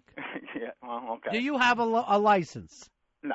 That's Thank a physical problem. You can't reach it. Please step down. Yeah. Okay, so he tells about his jail experience, too. Right. Okay, I'll tell you, you want to compare stories? We'll compare stories. And you know what? I can embellish on mine. No. Here's the difference. He created a book, a piece of art. That's why he is where he is. Good, then I'll write a book. Then yes, that's right. You're allowed to write a book. Try reading one first. Instead of writing a book, you came out with the Filthy Christmas CDs. Yeah, that, and you I know believe what? are doing really well, by the way, from what I understand. Thank you. And Yeah. it's better than that book. What? Hey, Billy. Hello. Hey, it's Earl. Hi, The Earl. one of the first things he said in the interview yesterday was that he didn't say this is the way to go. He just said, hey, this is what happened to me. This is the route that I have to take. Whoever is going through this, you have to pick your own route. There's no one way to do it. Okay, but don't you understand that if let's say I'm sitting here and I'm still struggling with being active and I hear that, okay, and I'm sitting there going, wow, I have options. I don't have to go to rehab. You know what? You do have options. If you hear a beer commercial, guess what, Billy? That's one of your options. Whatever you do in life, you're responsible for. That was his message yesterday. Mm-hmm. And I don't think it takes away from the message of the 12 Steps program. So why does he denounce the 12 steps and denounce the existence of a higher power? That is his choice. He doesn't have to believe. Who are you, the fucking Spanish Inquisition? No. Where you have to make people believe the way you believe? This is not. I'm not allowed to debate what this guy says? No, you can debate. I'm taking the other side. Yeah, well, That's why, if you weren't allowed to debate, I'd just hang up on you. Well, I mean, this guy was just out there spouting it, and from what I did read, yeah, the guy had a hard time. But you know what? All he did, Ronnie, is sit there and say, you know what? He had a tough life. You know, he came from glorified, a very wealthy family, and he was able to quit on his own. Great. That's wonderful. You know what? It does happen. There are Christmas miracles and miracles all the time. But you know what? For the majority of us, you cannot do it alone. Okay? For the majority of us, Billy, we can't even do it with help. 92% of the people fail. Yeah, but you know what? It's the Or 8%. Billy out, as we call in the program. Hey, did you hear he billied out last night?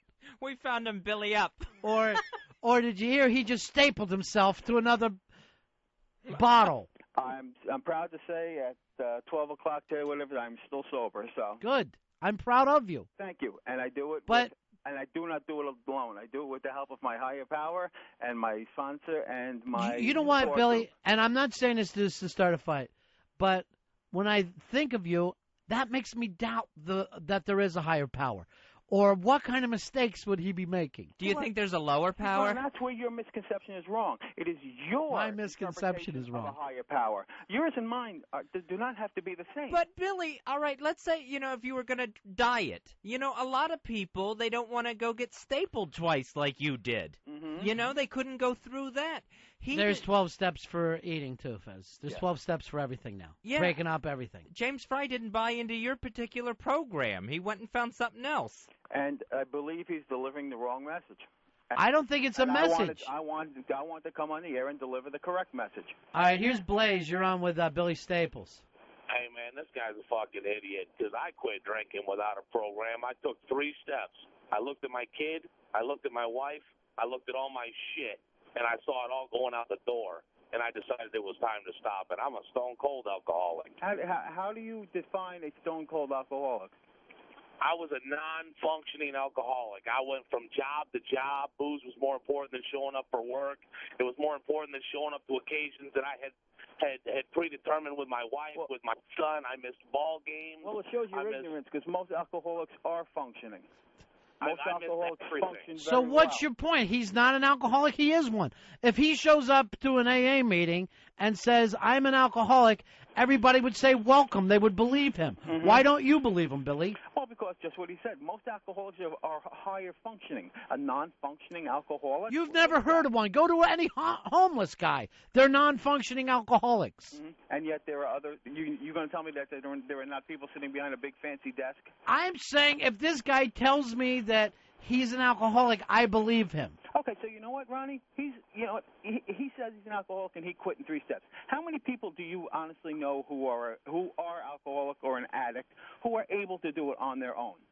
I cannot name very many. I can't name all. You know what I mean? It's a struggle for everyone, Billy, but it doesn't just have to be your way. It is not just my way. I am just letting you know that just because this guy writes a book. Your way is not the only way, and that's the same thing James Fry said. His way is not the only way. His way is his way. He and I have different. Most people. He and I have different spiritual beliefs, but I don't feel the need to grab him and start screaming about my beliefs. I think that's stupid. Well, I'm just doing exactly what he did. I'm doing exactly what James Fry did. You said that he can't quit, right? Without help. Without being part of a 12-step program. If he is a genuine addict, I don't believe it. And you also said you had the correct message. No, I just follow the 12 steps. Today. It's not my message. Today you follow it, Yeah. but I've been with you half the time you're not following it. You're all fucked up, crazy, making out with lobster claws in front of everybody. Your pants down at a titty bar. Okay, that was the past. Right. We live day by day, 24 hours. Now, I heard some of your new CD, Filthy Christmas. Yeah. What higher power would write pornographic songs about Christmas carols? It's a gift that God gave me. Some people can do other things, like walk on a high wire or whatever. High wire. The reason why you're in trouble, you couldn't walk the line on the street. Yeah, that has happened. You couldn't stay on a lane. All right, here is Dave. Dave, you're on with Billy State. Hi, Ron. Hi, Ron. Hi, fans. Happy birthday, Billy. Hey, listen, you talk about alcoholism being a disease, but didn't doctors categorize that as a disease so insurance companies will pay for it? Yeah, AMA in the 1960s declared it a disease, the American Medical Association. So that it would be covered by insurance. It doesn't matter whether it's a disease or not. To me, doesn't. That's my only thing. I don't care. If you look at the path that any disease takes, alcoholism follows the same path. It's progressive. Well, so is life. Life gets progressively worse. The human existence, your body, once you stop growing, starts to deteriorate. Yeah, and it ends in death. So does life. Yeah, but when we're talking about diseases, the healthiest person in the world deteriorates and dies. Billy, you're in a huge state of decay. Yeah, so who isn't? I mean, and that's one thing we all do have in common. I'll agree with you on that. All right, here's Mikey. Mikey, you're on Ron and Fez.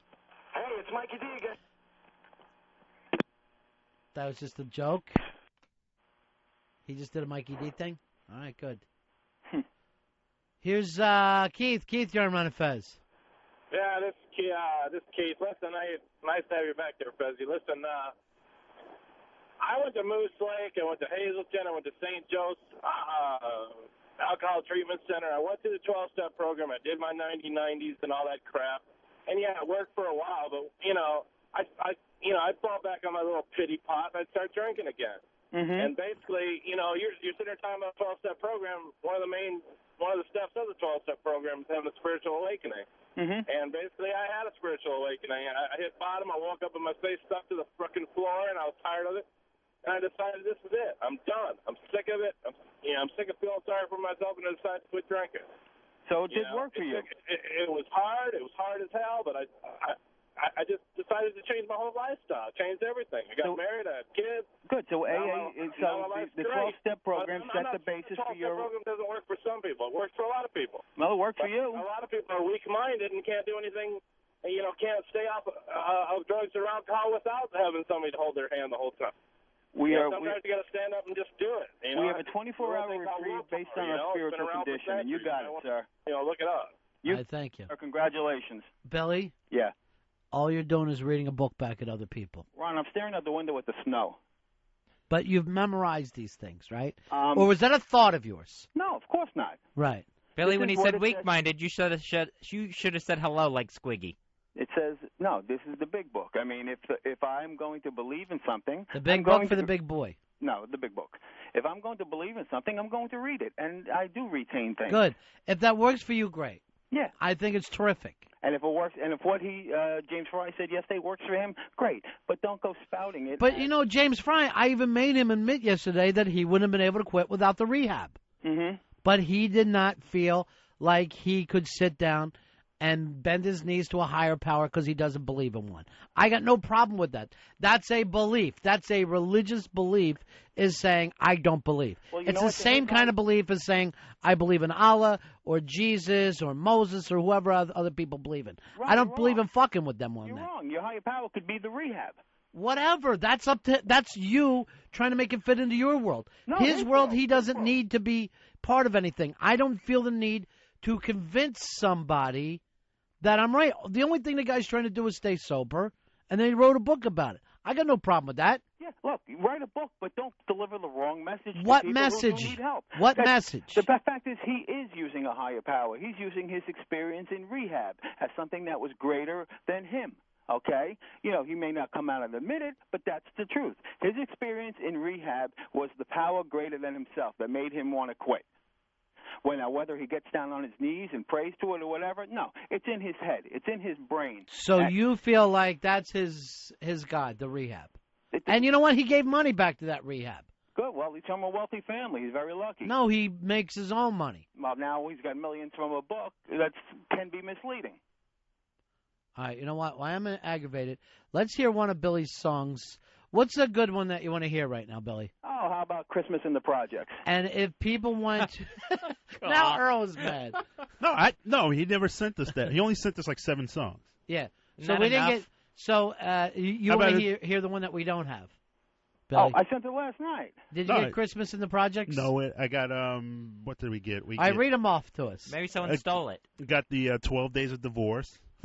That's really long. Yeah. It's the most wonderful time for a beer.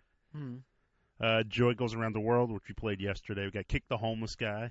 Play that one, since that fits along with the All right, prize pass. If people want to get... It does not. If people want to get your brand new CD with Airsick, how do they get it, Billy? Just go to ronfez.net. Right on the front page, there's a sticky topic, the new Air 6 CD, and you can order it by PayPal, check, or money order, and we'll get it out to you in a couple of days. All right. And do not use those profits to start boozing up. Oh, absolutely. They're going to a good charity. All right. Let's take a listen. What's this one, Earl? Kick the Homeless Guy. All right. Merry Christmas, everyone. All right, hold on, Billy. I'm going to come back to you. Okay. Look at him laying there. Man. Oh. Kick the homeless guy. He's a bum bum bum bum. Oh. He lives in his own pee. He's a bum bum bum bum. Oh man. Rip up his cardboard box. He's a bum bum bum bum. It's fun, give it a try. He's a bum bum bum bum. Bum bum bum bum. Bum bum bum bum. Oh, just to disgrace him, he's a bum bum bum bum. Why do we do it? 'Cause we can. We can. Yeah. Oh, he's got no bathroom. He's a bum bum bum bum. Oh man, you wipe without tissues. You're a bum bum bum bum. Oh man, you are your own species. You're a bum bum bum bum, man. Oh, woo. Your clothes smell like feces. You're bum bum bum bum. Bum bum bum bum. Bum bum bum bum.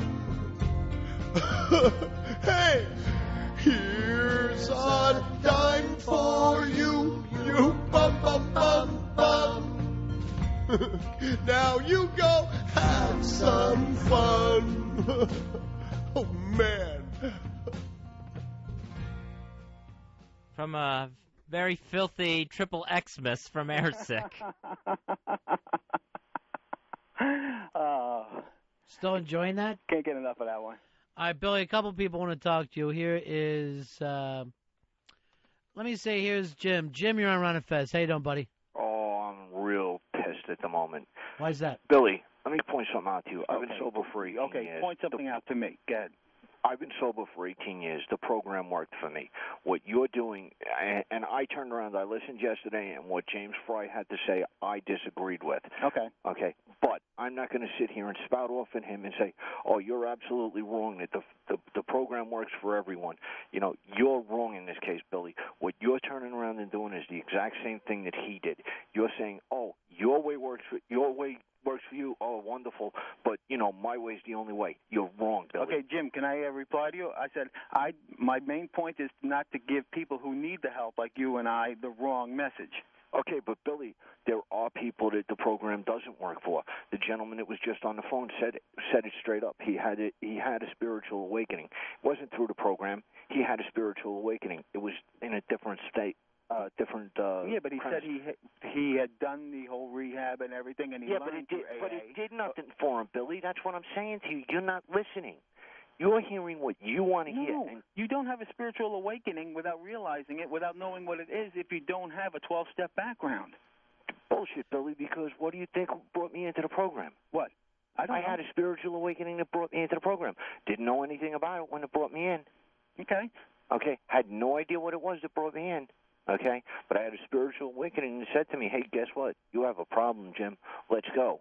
Yeah, mine happened. Well, mine happened to happen while I was in rehab. Well, it's not just lovely for you, but Billy, you're not listening. Billy, you're a 7-time loser. Did you have 7 spiritual awakenings? No, just the most recent one.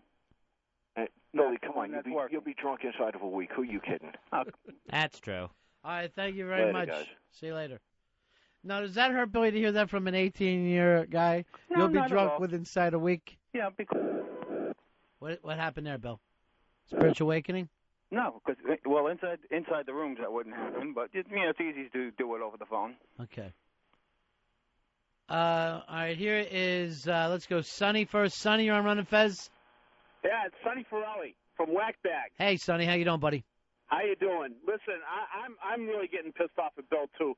Listen, I'm a result of a 12-step program, 13 years sober, okay? And thank God that this fucking, and I'm an atheist. And listen to what I just said. Thank God, right? And I'm an atheist. And what I have to tell Bill is he's better fucking dig his fucking nose into the fucking chapter 4 of the Big Book and read it fucking carefully. Because How it works? I'm well aware of it. What's Hey, chapter 4? No matter how my fucking conception of fucking God is, it's enough to make the effective approach for me to stay fucking sober today. That's what I fucking said. You're not listening No, to me. no, you're trying to push God down everybody's fucking throat. I said and your that's higher exactly power what can the be fucking your program rehab. isn't about. Dude, I said your higher power can be your rehab. I'm not pushing God down anybody's throat. I'm far from being a religious person. You want to know something? Good luck to you. Good luck to you. I hope you stay sober today, buddy. And so, and I do for you too. And you know what? I just hope that people, when they think about the CD, separate the Billy Station in the air from the CD, because the CD is dynamite. Billy, I'm only going to do this. I'm going to mail a bottle of tequila to your house. Okay. And that's all. All right, good. Give me something to give them. That's a smart bomb that I am going to do. I'm going to put, you know what? I'll put a pint in your mailbox. Why don't you send Harry over with a bunch of bottles strapped to his waist? I don't know who Harry is. I don't even think he's around today. Is he, Earl? Oh, he's in the corner? No, he did bad again? Like he tells me, it's a mute point. That's a mute point, he says to me. No. Not even moat. Mute. Motherfucker. And Deef. Here, all right, let me, let's play another one of your songs, Billy, before I go to break. Sure. What other ones do we got? Well, what else you got? We got again. We got It's the Most Wonderful Time for a Beer, since we're talking about alcohol. We heard that one though. No, we haven't heard that one yet. Well, if you're going to a break, you can play the 12 Days of Divorce Miss. That would give you a nice break. All right, ronfez.net. Billy is our old producer, and for the last couple of years, he's kind of been out of the business. He's back though with Airsick, and if you want to check it out, ronfez.net is where he has his new CD, A Very Filthy Christmas, with Paul Bond, your partner, right? That's correct, and Cheryl Mallon, the female singer. Thank you very much. Thank you, guys, and like I said, it's a great stocking stuffer, and even if you don't like me, you'll love the CD. I'm going to send you a bottle of tequila, and then I'll enjoy the laughs. Tick, tick, tick, tick, tick. Talk to you later, Billy. Fez, don't do that. Take care, guys. Merry Christmas.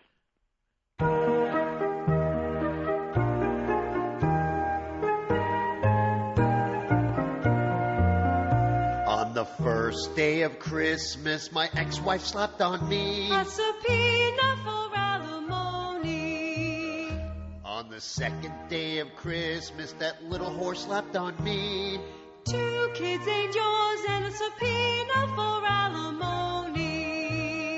On the third day of Christmas, that sleep-around slapped on me.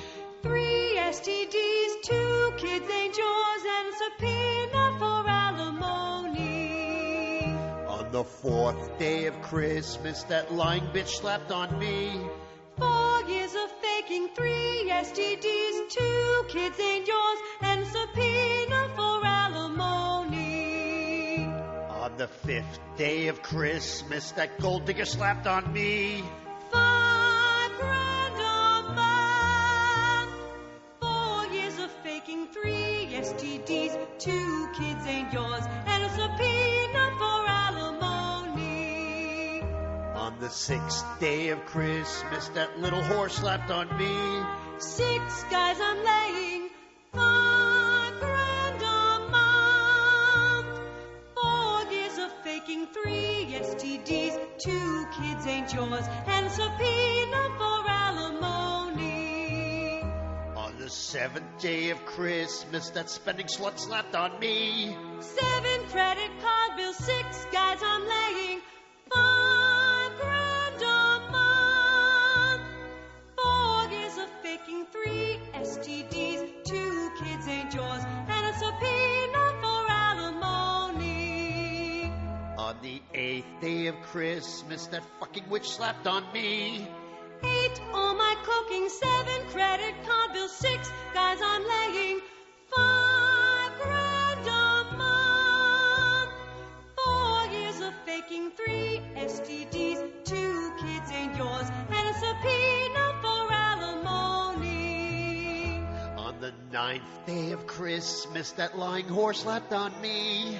9 vows I've broken, 8 all my cooking, 7 credit card bills, 6 guys I'm laying, $5 grand a month. 4 years of faking, 3 STDs, 2 kids ain't yours, and a subpoena for alimony. What else? On the 10th day of Christmas, that pushy bitch slapped on me. 10 grounds for divorce, 9 vows I've broken, 8 all my cooking, 7 credit card bills, 6 guys I'm laying, $5 grand a month. 4 years of faking, 3 STDs, 2 kids ain't yours, and a subpoena for alimony. Can't get worse. On the 11th day of Christmas, the cum queen slapped on me. 11 lawyers' court fees, 10 grounds for divorce, 9 vows I've broken, 8 all my cooking, 7 credit card bills, 6 guys I'm laying, $5 grand a month. 4 years of faking, 3 STDs, 2 kids ain't yours, and a subpoena for alimony. On the 12th day of Christmas, that fucking cunt slapped on me. 12 hours to get out, 11 lawyers' court fees, 10 grounds for divorce, 9 vows I've broken, 8 all my cooking, 7 credit card bills, 6 guys I'm laying, $5 grand a month. Sucking me dry. 4 years of faking, 3 STDs, 2 kids ain't yours, and a subpoena for alimony. That's enough. The Ron and Fez Show. XM 202.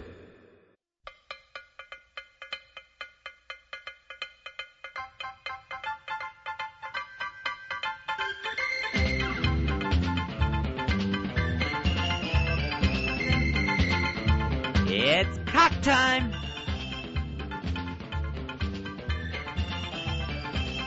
Check out my man titties. I'm one fat baby. Why does my back smell like chlorine? Don't forget my balls. Hey, who's up next for teabagging?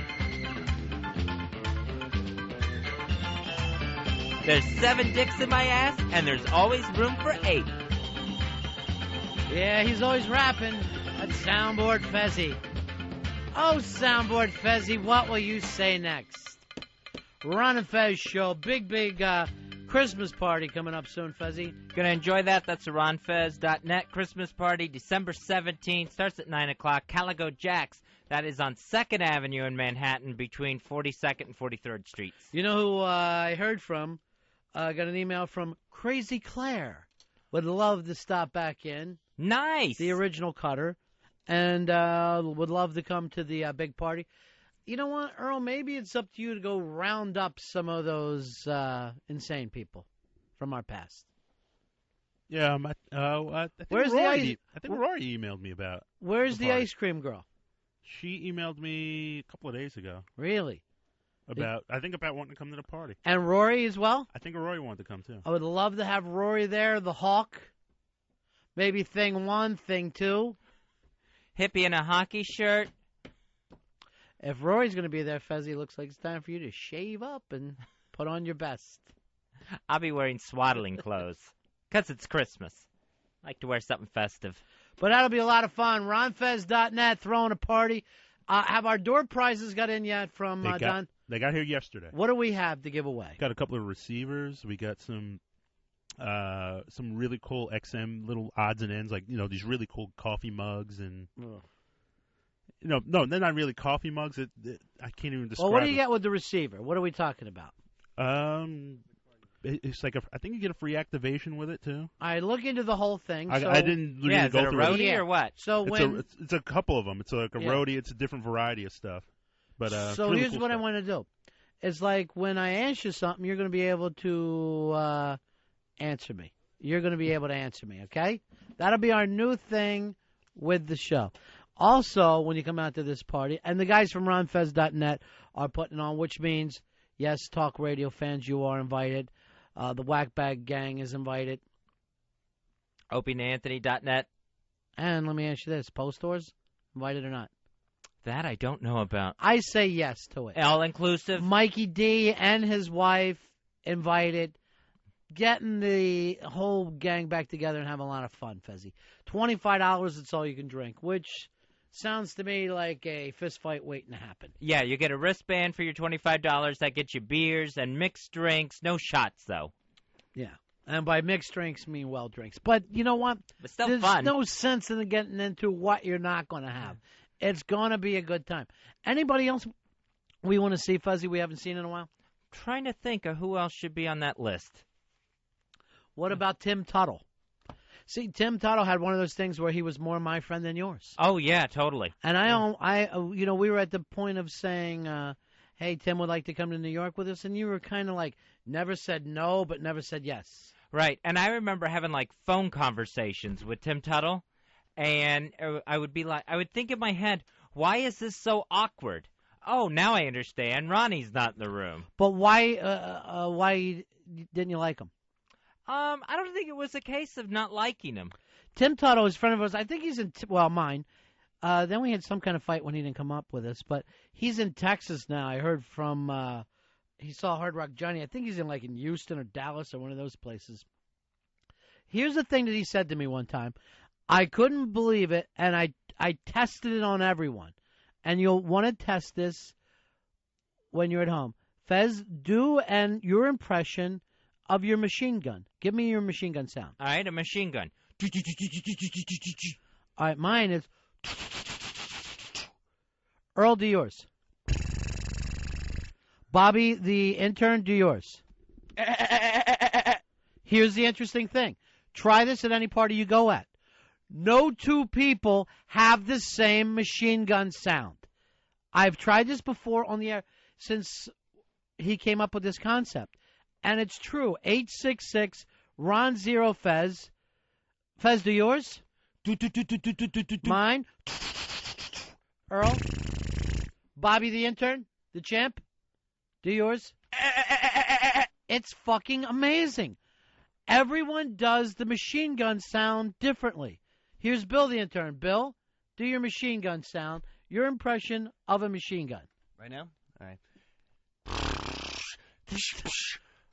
All right, yours actually has single shots at the end. All right, do it again. Wait, okay, but what specific type of Just machine give gun? us a machine gun. That's so low. Here's the weird thing. Even he doesn't have the same machine gun sound. Yeah. I'm back World to War back. One. I like that World War One type. Yeah, all right. Well, you're a doughboy, of course. 866 Ron Zero Fez. 866 Ron Zero Fez. Bobby, I don't know how you hang out with him. It's just odd. All right, here's our friend Opera Boy, who blew us away with his ability to do opera. What do you got for us, Opera Boy? Let's hear your machine gun sound. Hey guys, how you doing? Good. It's bizarre. There's no two alike. And yet, everybody's doing a machine gun sound. It's like you wouldn't go, hey, what are you doing? You understand immediately that it's the machine gun sound. Would you like me to do an operatic machine gun? Yeah, go ahead. Thank you very much. 866 Ron Zero Fez. 866 Ron Zero Fez. I want to hear your machine gun sound. Here's Eric. Eric, you're on Ron and Fez. Hey, just want to do my machine gun. All right, go ahead. See? It's absolutely bizarre how everyone does it just a little different. And everyone does have one. Here's our buddy Jared. Jared, let's hear it, buddy. See, they all work. They're all machine gun sounds, but they're not the same. Tim, you're on Ron and Fez. How you doing, buddy? Good, how are you? Good. Tim, what's your machine gun sound? All right, let's give it a shot. Every one of them, slightly different. Jay, you're on Ron and Fez. Big ass 1227. Way to go old school. What do you got for us? All right, that's almost retarded. Like it's spoken word machine gun. Hey, Dan, you're on Ron and Fez. Let's hear your machine gun. It's actually Darren. Whatever. But, yeah, okay. All machine gun sounds, all some slightly different, some incredibly different. 866 Ron Zero Fez. 866 Ron Zero Fez. And just so you don't think that this is some kind of radio trick when you go out to a Christmas party or you're at work, try it with everybody. Everybody does it a little bit different. And that kind of baffles me because you had to learn it from someone. Right. You had to pick it up from your older brother or friends in the neighborhood. Why do people all do it slightly different? It's amazing to me. As individual as a fingerprint. Bill, you're on the Ron and Fez show. Hey, it's Phil. What's up, buddies? Go ahead, buddy. All right, what's the sound at the end for? That's the missile going off. Oh, so your machine gun has a little missile on the end of it that goes poo. Machine gun / missile launcher. Tito, you're on Ron and Fez. What's up, man? First time caller. All right. All right, machine gun. Short blast, worked, straight and to the point. Check it out. 866 Ron Zero Fez. 866 Ron Zero Fez. That's 866-766-0339. It's amazing to me. It's a very interesting experiment. Yeah. Just gather everyone around you can. Tell them to make a machine gun sound. Everyone does one. They all have it in their mind of what it is. There's no one, I believe, on the planet who doesn't do an impression of a machine gun. I just looked up a couple of sound effects for machine guns, and the two of them aren't the same either. All right, let me hear. Here's the first one. Yeah. Now, I believe that's what mine personally sounds like. And then here's the second one.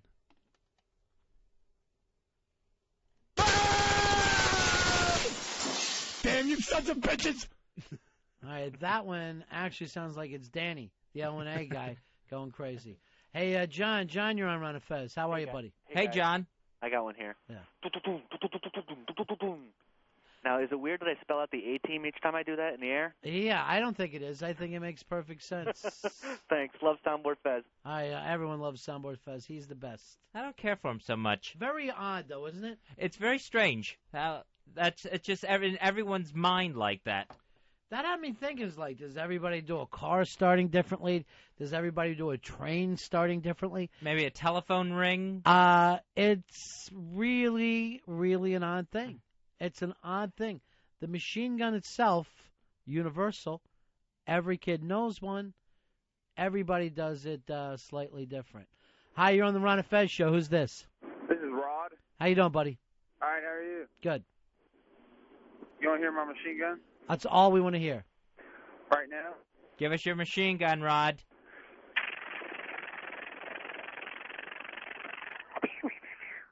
Now, why does it get weird there at the end? Why does it lose its consistency? Because it went from automatic to 3-round burst. Oh, I got you. Okay, Oh. thank you. It sounded like the baseball cart in the bicycle spoke. It's a fine machine gun sound. There's not one of them that don't work as a machine gun sound, and yet that you can't duplicate them. Zach, you're on Ron and Fez. Hey, how's it going? Yeah. Hey, this is my machine gun. Small burst. Yep. Yeah. Oh, yeah. All right, now I want you even to watch Earl, Fez. I do yours first for me. Do. Right, you go do. Earl, do yours. Now all his comes from his lips. So basically, if he's like underwater doing a boat sound. E-Rock, you want to do one? Come on in, Huck. Let's hear your machine gun sound. This is an unbelievable experiment.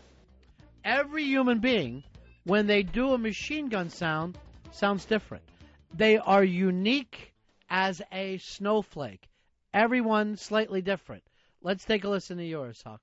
Let's see what you got. Machine gun? Just your impression of a machine gun. Interesting. His is through the teeth. Yeah, it's with the tongue Yeah. on the roof of the mouth. Right, which I couldn't even do for a second. Do yours, Fez. Yours is a kid who didn't go out much. Earl, do yours. Bobby, come over. And he, of course, goes way old school with it, where you can hear the metallic. Yeah, it's a in Tommy his- gun. Yeah. Jeff, you're on Ron and Fez. I got a racial machine gun for Earl. All right, let's hear it. Nigger. All right, Earl, I'm sorry you had to hear that. What are you gonna do? I'm sorry you had to hear that. What I like about Earl's impression is when he does it, watch his hands, he'll hold the machine gun. Yeah. He'll pantomime it. Yeah, that's good. I didn't even notice that, Earl. But you are used to playing. He takes the stance. Yeah. Yeah, we play Remember how when you were a kid, you and your friends would walk through the woods like that? Shh, keep it down. You're just practicing for war from like age 5 on. Yeah, we're just from playing war as a kid. You practice for war up until you're 18, and then you go, no fucking way. Not going to do it. Howard, let's hear your machine gun. So you all rip me off.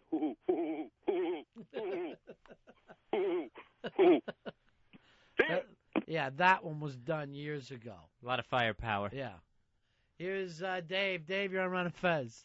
Hey, what's up, guys? I got a machine gun sound. Yeah, let's hear it. Surprise, niggas fly cool belly out. All right.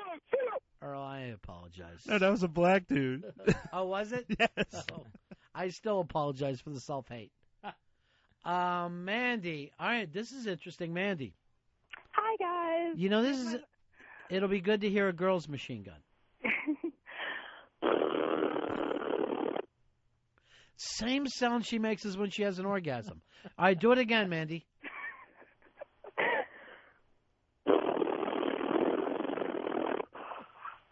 It really sounds like you're losing gas out of somewhere. Yeah, but you know what? You would know she's doing a machine gun.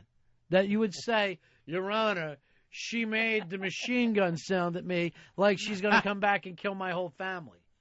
Hey, Bert, you're on Ron and Fez. That's a good one. Kind of the mosquito sound effect machine gun. I consider it more than nanny. Basically, it's like how the nanny would do a machine gun. 866 Ron Zero Fez. This is the funnest experiment. We brought this up earlier. My friend Tim Tuttle is the one who told me about it. But every human being makes the machine gun sound differently, uniquely.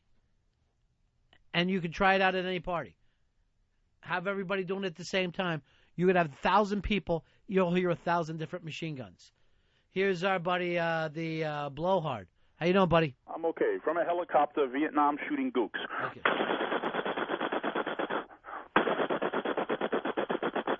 All right, you can see that his is already planted in, Fez, and you can see the shells popping out the top.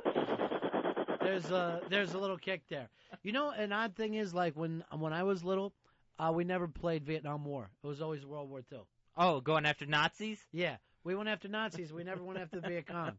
Or we were fighting Japs. True, yeah. But never Viet Cong. I don't know whether it was the losing aspect or whatever. I couldn't tell you. Here's Ice Cream. Ice Cream, you're on Ron and Fez. How you doing? Hey, boys, here's mine. That one's hideous. That's the one that doesn't work. Hey, P. Diddy, you're on Ron and Fez. Hey, man, I got the Nazi machine gun for you. Yeah, let's hear it. Choo, choo, choo, choo, choo, choo, choo, choo, choo, choo, choo. It's awful. It's just awful. Jeff, you're on the Ron and Fez show. Hey, this is funny, man. I was talking about this with somebody last week, and we were trying to compare it. It's that everybody is different. It's The Dino machine gun. Yeah, well, some of them, like if you see a cartoon thing, it's always bap, bap, bap, bap. Like when you're reading a comic book, they'll throw bap in there. And I never would have a bap in my machine gun sound. Not going to work that way. Bobby, you're on the Ron and Fez show. Yeah, it goes. Closer to mine, which is softer. It's kind of a hushed machine gun. Ali, you're on Ron and Fez. Yeah, I was going to do my machine gun. Go ahead. Why the giggle at the end? He just shot someone. He shot a clown. Bob, you're on the Ron and Fez show. Hey, Bob, what's your machine gun sound? Hey, guys, got a Gatling gun for you. All right. Very slow, very Civil War. Sounds like you can't get the copter started. But you would see a lot of Rebs, Johnny Rebs, running away if that happened. Hey, I got a French machine gun. Oh, good. Let's hear it. You ready? Mm-hmm. There it was. There it is. See, it didn't fire it off as because it had a surrender flag tied to the end of it. It was being handed to a German at that point. You have to understand something. They knew if they started fighting, a lot of the paintings would be destroyed. They didn't want that to happen. Nazi Party, table of 200,000. Follow us right this way. No waiting. That's for sure. Brian, you're on Ron and Fez. How you doing? Yeah. Yeah, here's my... Chad, you're on Ron and Fez. Hey, this is Chad from Largo. Hey, Pinellas Park County. Nice. Yeah, Pinellas Park County. Doesn't sound right. I want you to have your intern do his again. He sounded like a goat. All right, let's hear it, Bobby. Do your machine gun. Yes, you are very goat-like. All right, let's bring up Paulie in. Paulie is actually taking over Master Poe's job today. So, Fezzi, I don't want you to worry. You're safe. Paulie's here. Go grab him for me, Bobby, and get him to come in. Here's Mary Ellen. Another young lady would like to do a machine gun sound for us. Hello. Yes. Yes, I'm ready. Go ahead. Ramon, please, rat-tat-tat-tat. I am sure that there's humor there. I haven't found it. But a woman attempting to do a joke, I don't have a problem with it. All right, Paulie, you're from Long Island, big Jets fan. Giants. You just jumped on the Giants bandwagon. Congratulations to you. Let's hear your machine gun sound. You know what kills me about that? As you do it again. Look at him, Fezzi. As young as he is, his hair's receding as he's doing that. Yeah. He's losing hairs as he goes along. It's coming out in clumps. Yeah. Speaking of clumps, how's your family? Hey, Maxie, you're on Ron and Fez. Hey, when's Fezzi coming back? He's here. I'm right here. Here you go. Very high speed. Very amazing to me. No two are alike. Why not just have people do that to describe who they are? Instead of, you have to have some kind of PIN number, work the computer so you do your machine gun sound, and then the money spits out. People are just doing it at ATMs everywhere. Jake, you're on Ron and Fez. Robbie, I got the machine gun. You know the fair that you go to? They have the ones that you shoot the red star out. Yeah.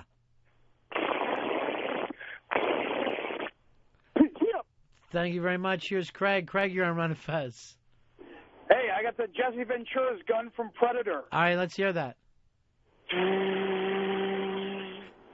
All right, now we're getting some famous machine gun sounds, which is kind of fun. That one kind of faded out at the end. It was nice. Like he just kind of faded it out. Pinky Benson, you're on Ron and Fez. How you doing, man? Hey, it's Pinchy. Go ahead, Pinchy. Give us your machine gun sound. Very slow. Jason, you're on Ron and Fez. Morning, boy. Hey, buddy. There you go. Boy.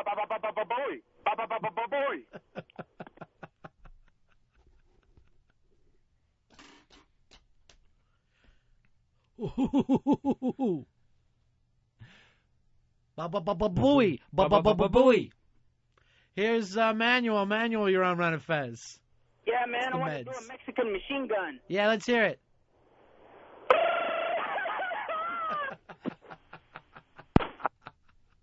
Thank you, Bandito. You ever notice, like, in those old kind of movies where it's Civil War, you fight with Mexicans, the Gatling gun always has a blanket over it to the last moment, and then they just unveil that thing on everyone. It's a Gatling gun. Robbie, you're on Ron and Fez. Robbie, you're on the Ron and Fez show. Yeah, mine is. Greg, you're on the Ron and Fez show. Go ahead, Greg. Hey, how you guys doing today? Got a machine gun sound? Yeah, that's what I do. I got the best one. I used to shoot my sister with this all the time. How's that one? Kind of out of the side of his mouth. I know you feel like, and everyone does feel like they do the best of all time. Listen how lame Earl's is, but he's proud of it. Go ahead, Earl. Like air coming out of a balloon, yours is.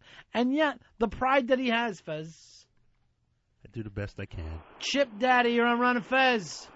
Hey, my machine gun sounds a lot like my Chewbacca. All right, let's hear it. A higher pitch machine gun. Ronnie, Ron and Fez show. Yeah. Yeah. Hendrix. Thank you very much. One day we'll do how everyone does that, too. The great machine gun sound experiment. All these calls we've taken, no two alike. Not even close. Not even close. And yet every single one is a machine gun. Now, you wonder why we can't come together in this country, Fezzi.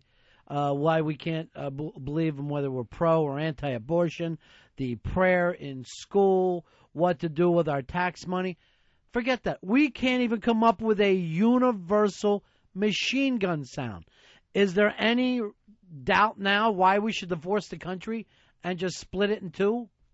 There's no way. We can't come together on the simple things. It's not going to happen on the big ones. It's time for divided states of America. It doesn't matter who's right or wrong.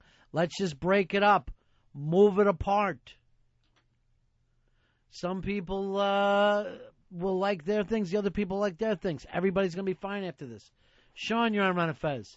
Bang, bang, bang, bang. I would always hate to play with a kid who said, bang, bang, you're dead. I go, fuck you. That's not even a noise. I'm not going to spend my time leaving the house if you point your dumb finger at me and yell, bang, bang, you're dead. Yeah, how did the word B-A-N-G come to represent a gunshot? Now, it sounds Fezzi, nothing like one. If we were playing in the backyard and you shot me up, right? Uh-huh. I would do one of two things. Either I'm all fixed up, acting like there was an operation that took place. Oh, you gave yourself stitches. Or I'm a new guy. And just completely jump back into it. So when you're playing war in the backyard, you never fully understand the mortality of it all. You're just either a new guy or there's been a very quick operation. Yeah, if you get shot and you lie down, you're not down for more than half a second. And remember when you were doing this? No, you were dead, motherfucker, before you even You've been dead. You've been dead. I'm a new guy. I shot you when we first started. Brian, you're on Ron and Fez. I got the Gatling gun from the outlaw Josie Wales. Oh, very nice. This is going to be Clint Eastwood's Gatling gun from the outlaw Josie Wales. Not even if it was in black and white. That's how bad that sounded. And again, Josie had to pull the blanket off it, just shocking everyone else. You can't let a lot of dust and dirt get in your Gatling guns.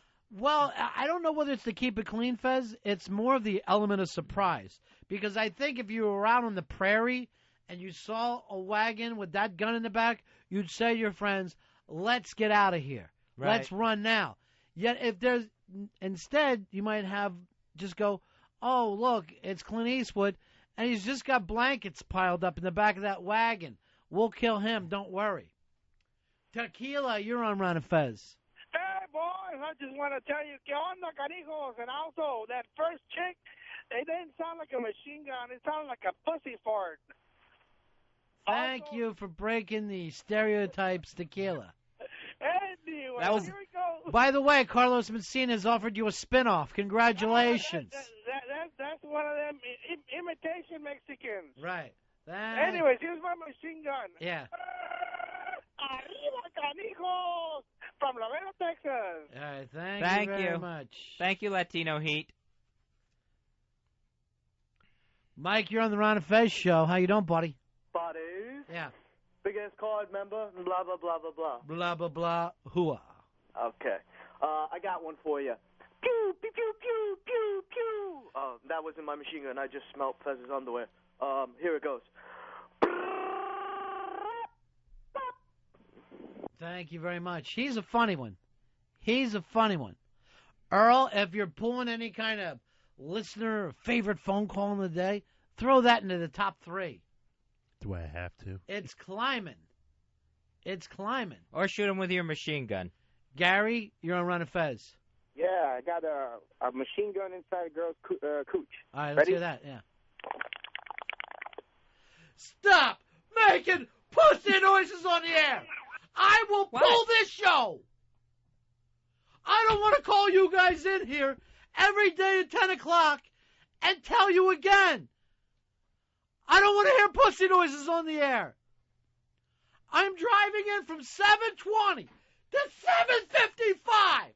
No songs, no phone calls, just constant pussy noises.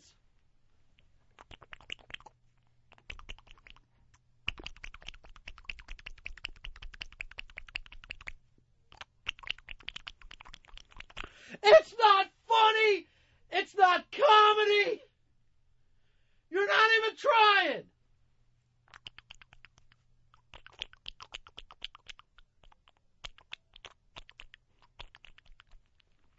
Then the book came out. We had an 11 share. Because people love pussy noises. And that's the end of that story. All right, Token Black has come up with something interesting. He wants to do the machine gun with a silencer. Token. Yeah, I'm right. Now, is there even a silencer for the machine gun? I didn't think so. I don't think so either. There's one for I think for everything else but a machine gun. Like a tank? Well, maybe. Was that a tank? It was so quiet. That is the silencer sound, by the way. Just a... It's almost like a dart, it would sound like. Like it's going through a cushion of air. Here's Jay. You're on Ron and Fez. Hey, Jay. Hey, what up, what up? Go ahead, buddy. My machine gun. All right, that's just you screaming. It's just you screaming at this point. Fez, what did you get for lunch today? You know what? I forgot. I think I got the turkey whole wheat pita. Although this looks like chicken. All right, send me Paulie in. I got to whisper in his ear because I don't want Fez to know what I'm getting for lunch. What are you getting? Nothing. I'm getting what you are. I'm getting turkey pita. But I didn't... Whole wheat pita? Yeah, I'm getting a whole week, and I want it soaked like yours is. All right, this is totally chicken, and I know I ordered the turkey.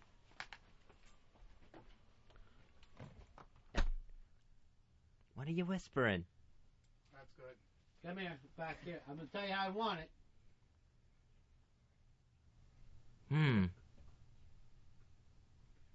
That's a lengthy description. It must be good. What do they have? It's smart to have Polly that's whisper it back to you. Yeah. Make sure you got it right. And then, Fezzy...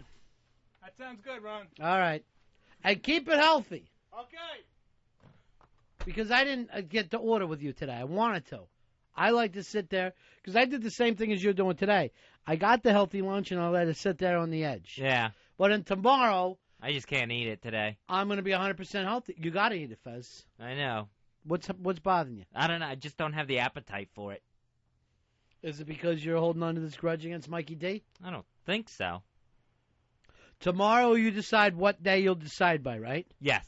Because I really want Decision day is tomorrow. Decision about what day you make the decision. About the decision. I'm going to ask you one thing because I know you're Lutheran. Right. What would Jesus do? Jesus would forgive.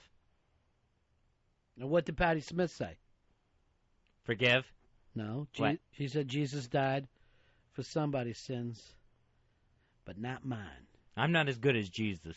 Yes, you are. You're better. You're heavier. No, I'm not. You're heavier. Well. John, you're on Ron and Fez. He's You're funnier. taller. Name me one funny thing Jesus ever said. The meek will inherit the earth. Nail stains hurt. Has Jesus ever said stuff like this? Check out my man titties. No, but Fez Watley did. John, what do you got for us, buddy? Well, Star Wars blaster. Star Wars blaster. Interesting. When I was a kid, that's what I played, man. Yeah. That's actually not too bad. Now, here's what I always thought was interesting about any kind of blaster in any of those movies. That when you're on the spaceship, there is no... All they'll do is ricochet. Like there's some BB to them. Right. You would think you have a blaster, you would blast a hole in the side of a spaceship. Yet you can freely shoot those things inside spaceships. Yeah, if you're shooting like a piece of a laser beam and it hits the wall, it's going to go through that wall, the next one, and out the ship. It would? That's what you would think if it's any sort of laser blast. What right? about a mirror? For some reason, they don't go through mirrors. They bounce off of mirrors. Then why wouldn't you say somebody, let's say, like Luke Skywalker? Wouldn't you say, get me a mirror suit so when they shoot at me, I'm completely safe? And it's just bouncing off everywhere. Yeah. And then they're just yelling, he's got a mirror suit. The What do other we thing do? that I hated about Star Wars is those troopers. What were they called? Stormtroopers? Not one of them was ever a standout. There was never one stormtrooper who fucking rose above his lot in life and made himself seem like he was needed. He was just another number. Yeah, I figured they were robots. That they were just, until we saw Luke Skywalker and Han Solo put on the suits. I assumed at first they were just robots. No, they're regular people. Yeah. But that's how they acted. Like they were just disposable. But they never showed them, like, on their off time. You never saw, did they go back somewhere, take off the helmet, and go like this? That was a tough day, invading. I was really, couldn't believe we all had to line up like that. Hear what happened on getting stationed on Tatooine. Yeah. Look at this armor, and I'm going to be in that heat. They don't seem like they have an away life, and there's not a lot of individuality. Yeah, they don't have lives. I don't know why you'd want to join that crew. Now, were they clones? I think they were probably like the offspring of the clones. They were the children of the clones. Yeah.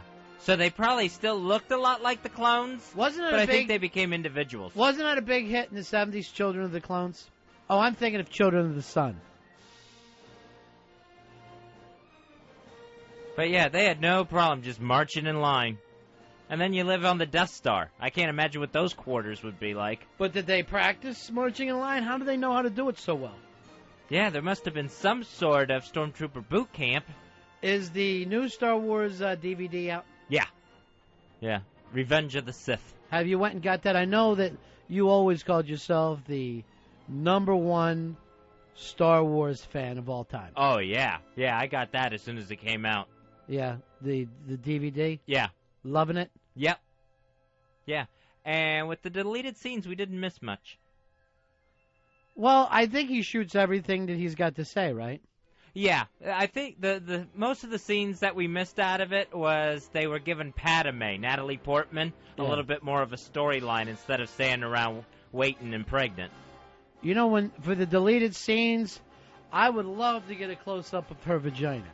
If anybody has that from any of the Star Wars stuff, that's one that I would pay the extra money for. Oh, it could be from Phantom Menace, any of them? Could be from anything. Could be from Closer.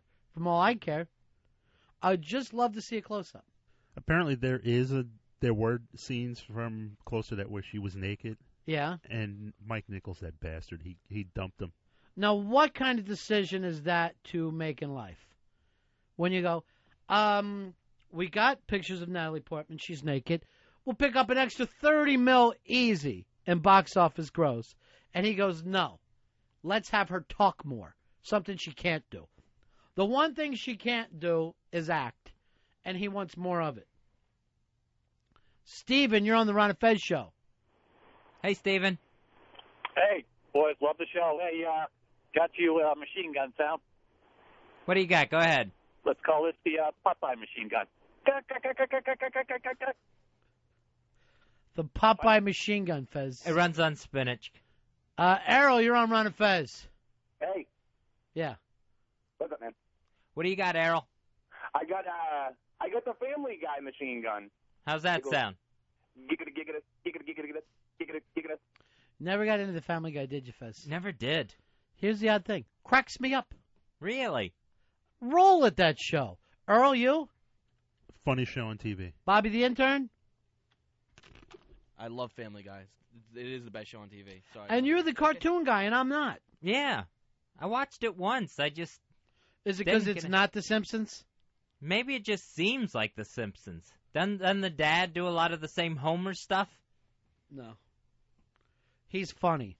He's not as transparent and hack as Homer is. Or yellow. It was all yellow. All right, we'll take a break here. I get an ow. You okay, Earl? Yeah, just got a shock. I'm sorry. Well, you work around electricity. I got another Airsick song here. Which one? My porn keeps me faithful. Ow. All right, you know what? I'm going to stay with it then, because I just want to listen to it. All right? If you want to pick up the new Airsick, we promised Billy we could. Let's face it, Fezzi, we owe the guy. For what? He's always been loyal to us. He's never jumped any other shows. He never had a choice. He's not like Rory and Hawk, where he went on and got jobs in radio after us. He's not like Al Dukes, where he ever went on, or Wonder Boy. He stayed loyal. We didn't even lose him to any other industry. Never mind another radio job. Times are hard. There's no work out there. There's plenty of work. This is the Great Depression. So you can get a very filthy triple Xmas from Airsick. They got links on ronfez.net. You can also go to paulbond.tv or email filthychristmas@aol.com. If you listen to any of these, you know it's just Billy's cry for help. Every song is basically, I have a problem. And I said to him, I go, Billy, why don't you come in one day and we'll play the music? He's like, great, I'll bring Paul. I'll go, the only thing is, we're going to get phone calls, and they will comment. And I know how Paul gets, because he was like, do not tie me in with the failure. I have a career and all. And I'm like, I can't control the phone callers. So I told Billy that right away. So I guess he just called today instead. All right, let's listen to My Porn Keeps Me Faithful. Welcome. You've got mail. Oh, yeah, that's it. My porn keeps me faithful. Drop trow in the basement. Oh, come ye before she gets home. Don't let her catch me. Oh, it's my true salvation. It is my hidden treasure. The value can't be measured. I go there to be pleasured by Tracy Lords. Be careful, beginners, with your masturbation. Don't let what had happened to me happen to you. While on a porn site, thought I had it timed right, and then I heard the door key. Oh God, my wife's home early. I only had one hand free. Yes, I got caught. Goodbye. All right, here's what I don't understand. Tracy Lords, she hasn't made a porn in 24 years. She's 60. Why, out of everything on the web, is he running a batch to Tracy Lords? He's 70. All right, there it is. Billy's brand new album, Fezzy, and from what I understand, climbing the charts. A very filthy triple Xmas on CD from Airsick. You can go to ronfez.net, click the link there, or go to paulbond.tv, or even email filthychristmas@aol.com to place your order. This is a copy of the new CD. Oh, wait, that's Regis's album. He's just doing Regis's joke he does every morning. We'll be right back, Ron and Fez. Ron Bennington, Fez Watley, The Ron and Fez Show. XM 202.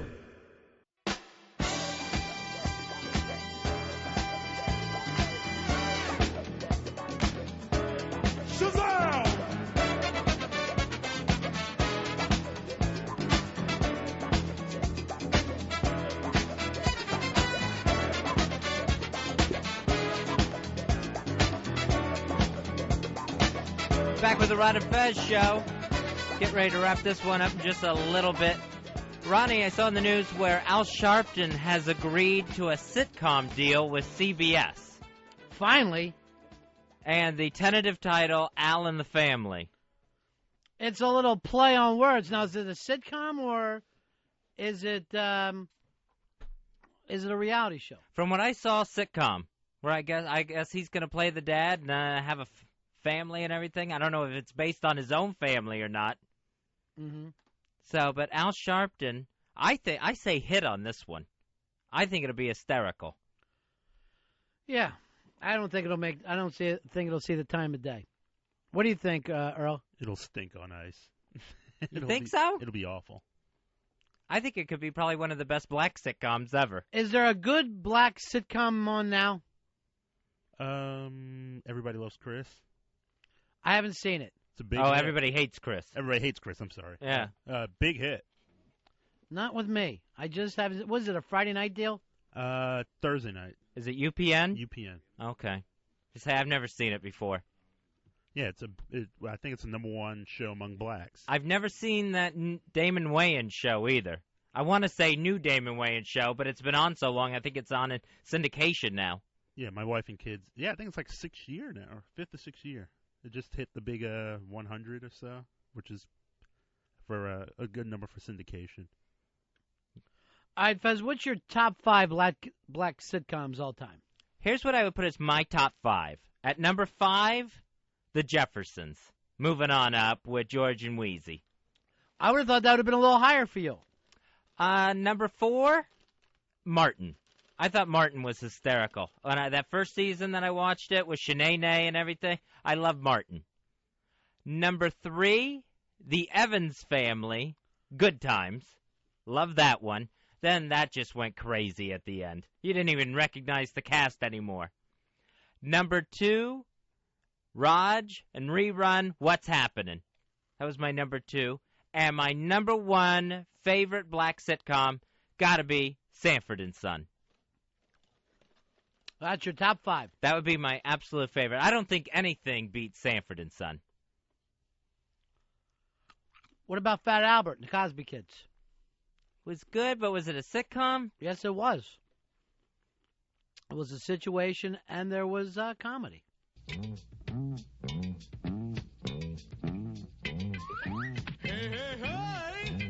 it's Fat Albert, and I'm gonna sing a song for you.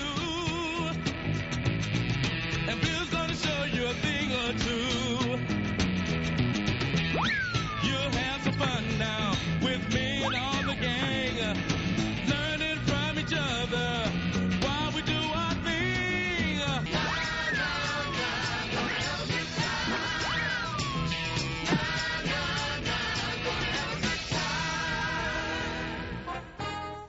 Hey, Janet Jackson says she's not a mother. No way.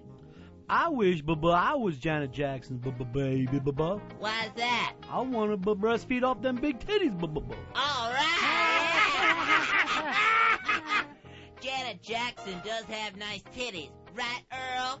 This is true. And Earl, Bubba, knows Bubba titties, Bubba.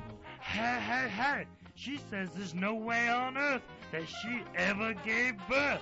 Yet I'm calling her Bill Buckner. Bill Buckner? How become, Bubba? 'Cause something dropped between her legs and she missed it. Hey. I wonder what Janet does each and every Mother's Day. If I, Bubba, was her, Bubba, I'd be home playing with my Bubba big titties, Bubba. On Mother's Day, I call Janet Jackson Mortgage. Mortgage, Bubba. How become, Bubba? Because she's alone. Hey. Get it, Earl? I get it. Hey. I don't want to be rude, but I heard Janet Jackson's online, totally nude. I'm Bubba out of here, Bubba. Where are you going? Home, Bubba, to download some big baby titties, Bubba. I'm gonna call him Boob Job. Boob job? How come? 'Cause he's thinking about titties full time.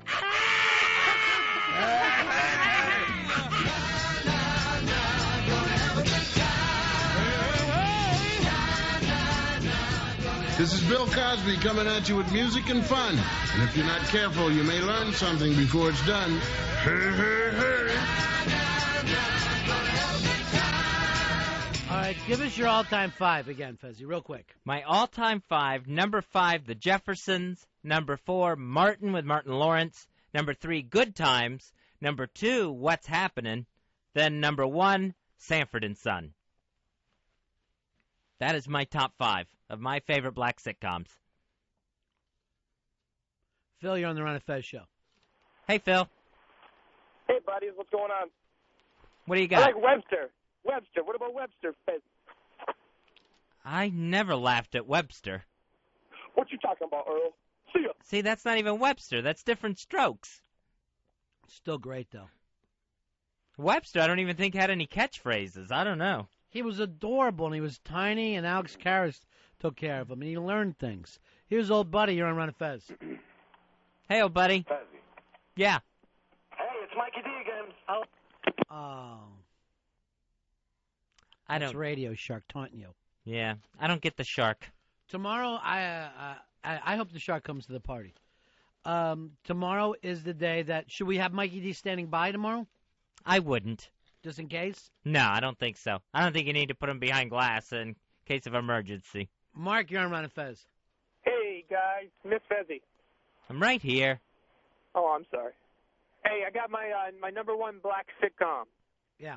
Lancelot Link, Secret Chimp. Earl, I'm sorry you had to hear that, but you have to admit it was a very funny show. With Mata Hari? Here's Ray, you're on Ron and Fez. Hey, what's up? I want to talk about the Fresh Prince of Bel-Air and how much that sucked. So not in your top 5? No, definitely not. I never cared for it either. Earl, here's a little bit of trivia for you. All right, go ahead. You said something to say? No, I was going to mention, you didn't mention maybe the greatest sitcom of all time. What's that? Cosby Show. Did you ever laugh at it? Yeah. I mean, there were moments of it that I could definitely relate to and have. I don't know. It didn't have a fat guy in suspenders or a wise-ass little sister. Why would you relate to it? The parents worked. My parents No one worked. yelled dynamite. I didn't get it. I don't know what they were trying to pull off there. And then you'd have to learn something about black history or jazz or tap dance every show. Hey, a little day in history, 1969. Greatest concert ever today, Altamont. Oh. It's just a shot away, kids. It's just a shot away. Wait a minute, didn't that end with the black guy dying? Yeah, I saw that movie in Philly, and people were standing and clapping and just cheering and yelling, "Go Angels! Go Angels!" Wait, but the guy got stabbed repeatedly. I know. And that's what I'm saying. Mom, stop yelling out during the movie. It was called the Feel Good Movie of the Summer. And then the Rolling Stones did some kind of thing where we won't play Sympathy for the Devil ever again. Something bad happens every time. And then years later, of course, now they have to play it. Now it's being played at weddings. Still one of the great songs of all time, Earl. You got to admit that. Maybe top 5. If you're going to do top 5 rock songs all time, You got to put Sympathy for the Devil in there. Well, this is Gimme Shelter, so we're talking about something completely different. Thanks, Earl. Here's Lisa. Lisa, you're on Ron and Fez. Hey, Lisa. Hello. My favorite was Benson. My only thing I like about that show is they fired Jerry Seinfeld. And that was his only real failure in the history of his whole career. I forgot he was on Benson. Ronnie, you're on Ron and Fez. How about That's My Mama with the guy from 227, the preacher guy? Clifton Davis. Yeah, fine show. That was good. That would probably be right there at number 6. That was part of the enormous mothers era of TV. Oh, they were loud and proud. This is true. Bill, you're on Ron and Fez. Yeah, what about Amos and Andy? Loved Amos, hated Andy. That was my problem. Never got to catch it. I would call him Amos and Dopey when I was mad at him. Here's Matt. You're on Ron and Fez. What's the funniest black sitcom of all time? Funniest black sitcom of all time has to be Cops. Yeah, you can't beat that one. That one was funny. I forgot Cops. Earl, explain this to all your nephews. If you're running away, you're not going to be able to hide under a kiddie pool. They always know to turn that over. I had no idea there were so many kiddie pools in the country until I watched Cops. The brothers will run 3 blocks, get under a kiddie pool, and hide there. I wonder if it worked for the first guy that tried it. It seems like a great idea. It seems perfect. It doesn't look like it would hold anybody. And they always moved. They're always problem. be wriggling around. Like, it's like, what are you doing? Because there's a nice echo in there, too. I really do need to hear Sympathy for the Devil, Earl. I'm not going to lie to you. For Altamont. We want to throw this one out. The Satan. Hey, who's up next for teabagging?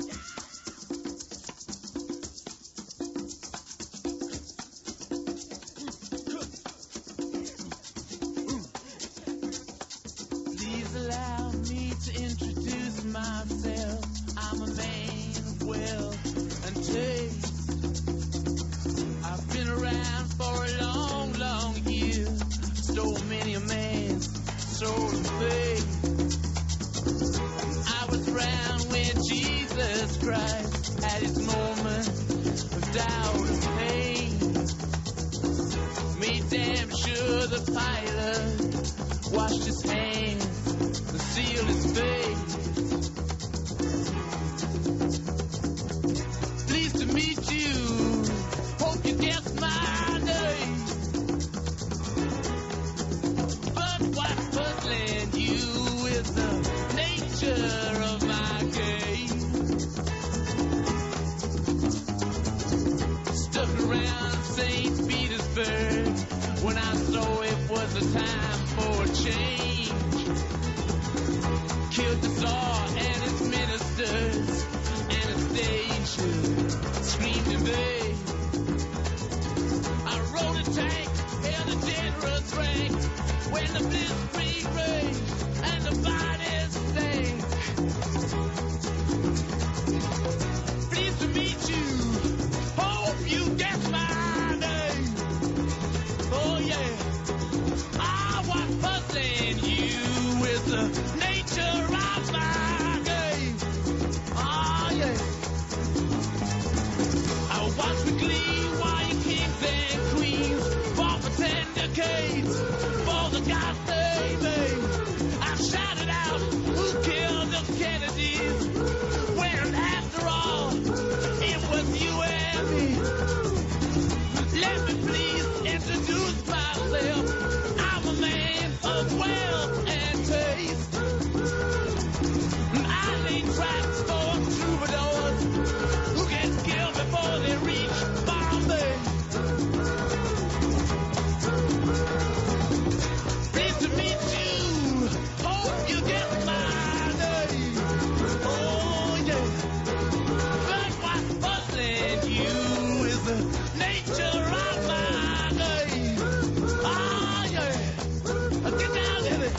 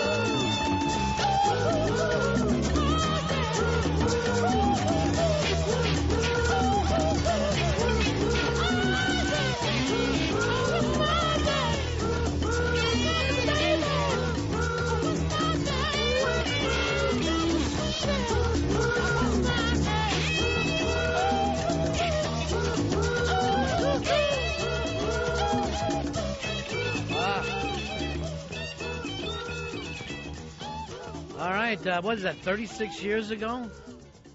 Yes. We'll send that one out to the young brother in the pimp lime green suit who got stabbed to death by the Hells Angels.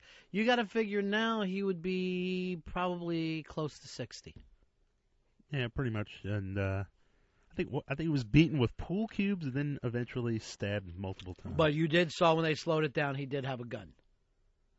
You know what? I haven't seen that movie in so long. I watched that movie. They actually slow it down, and you can find out that he has a gun there. So, big anniversary moment, Altamont.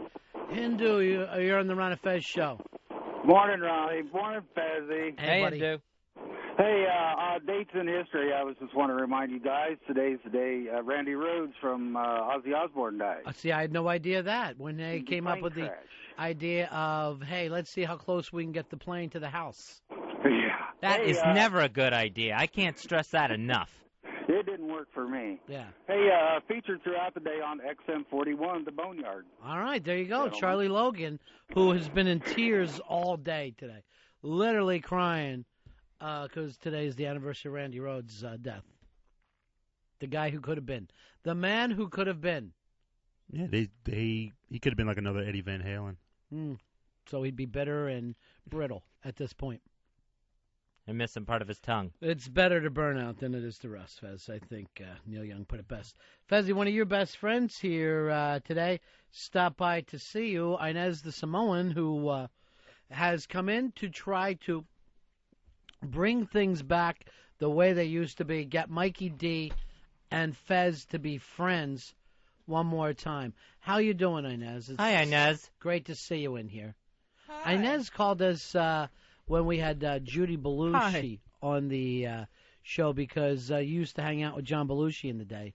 Yes, I did. And now I understand Judy Belushi and her friends are putting together a book about what an asshole the guy who wrote Wired is. Bob Woodward. That Bob Woodward is right now.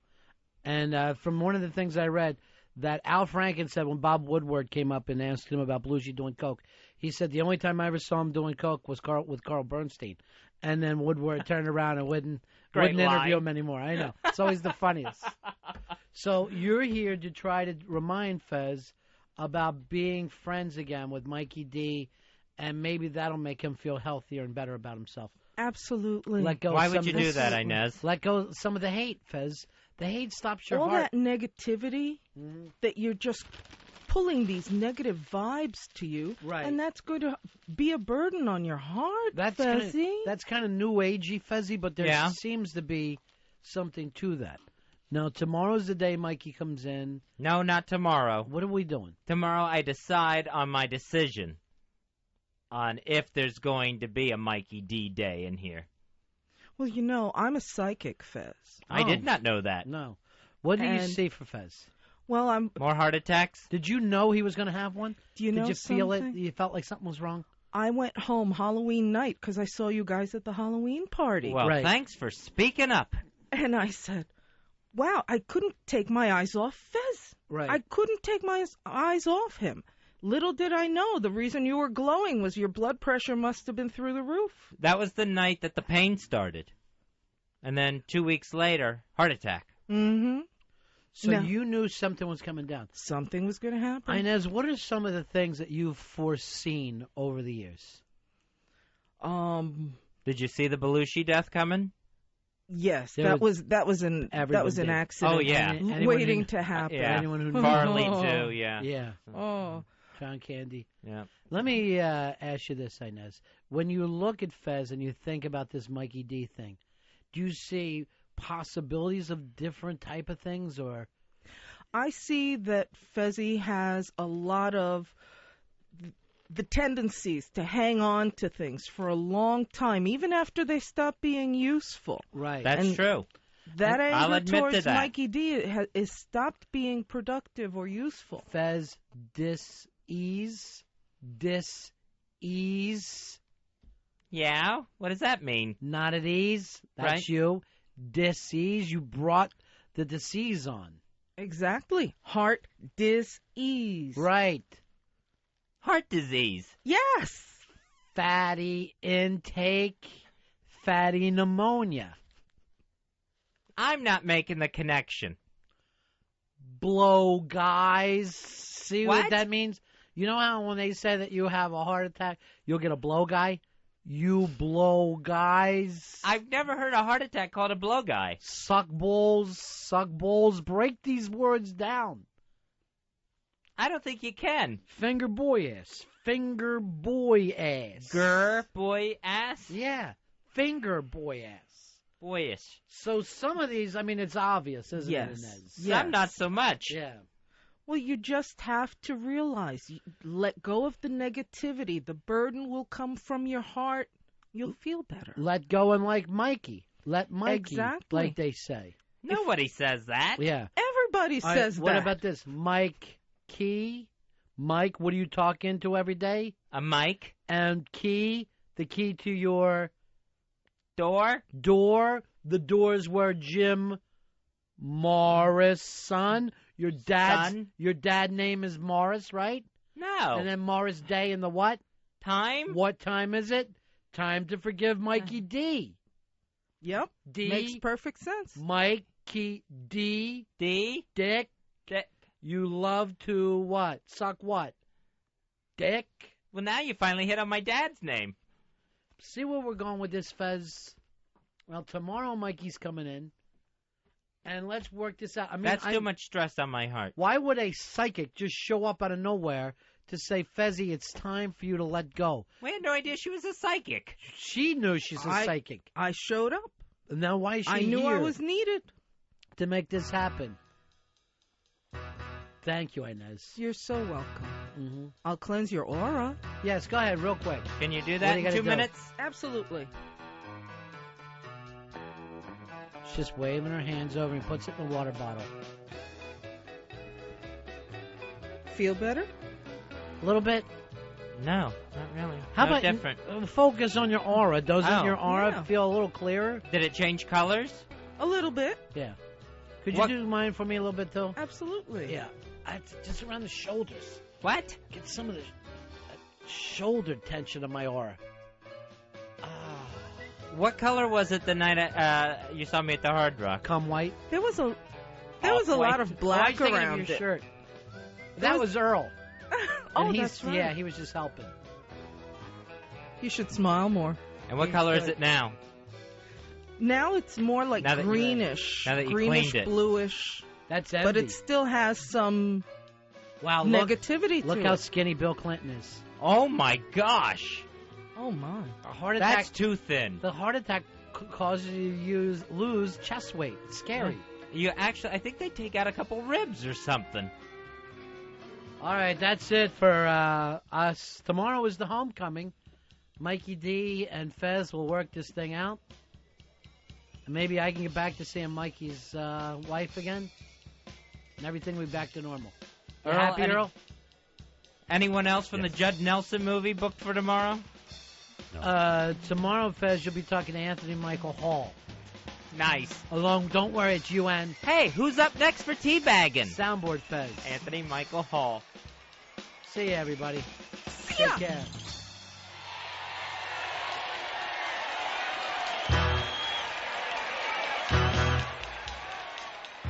The Ron and Fez Show. XM 202.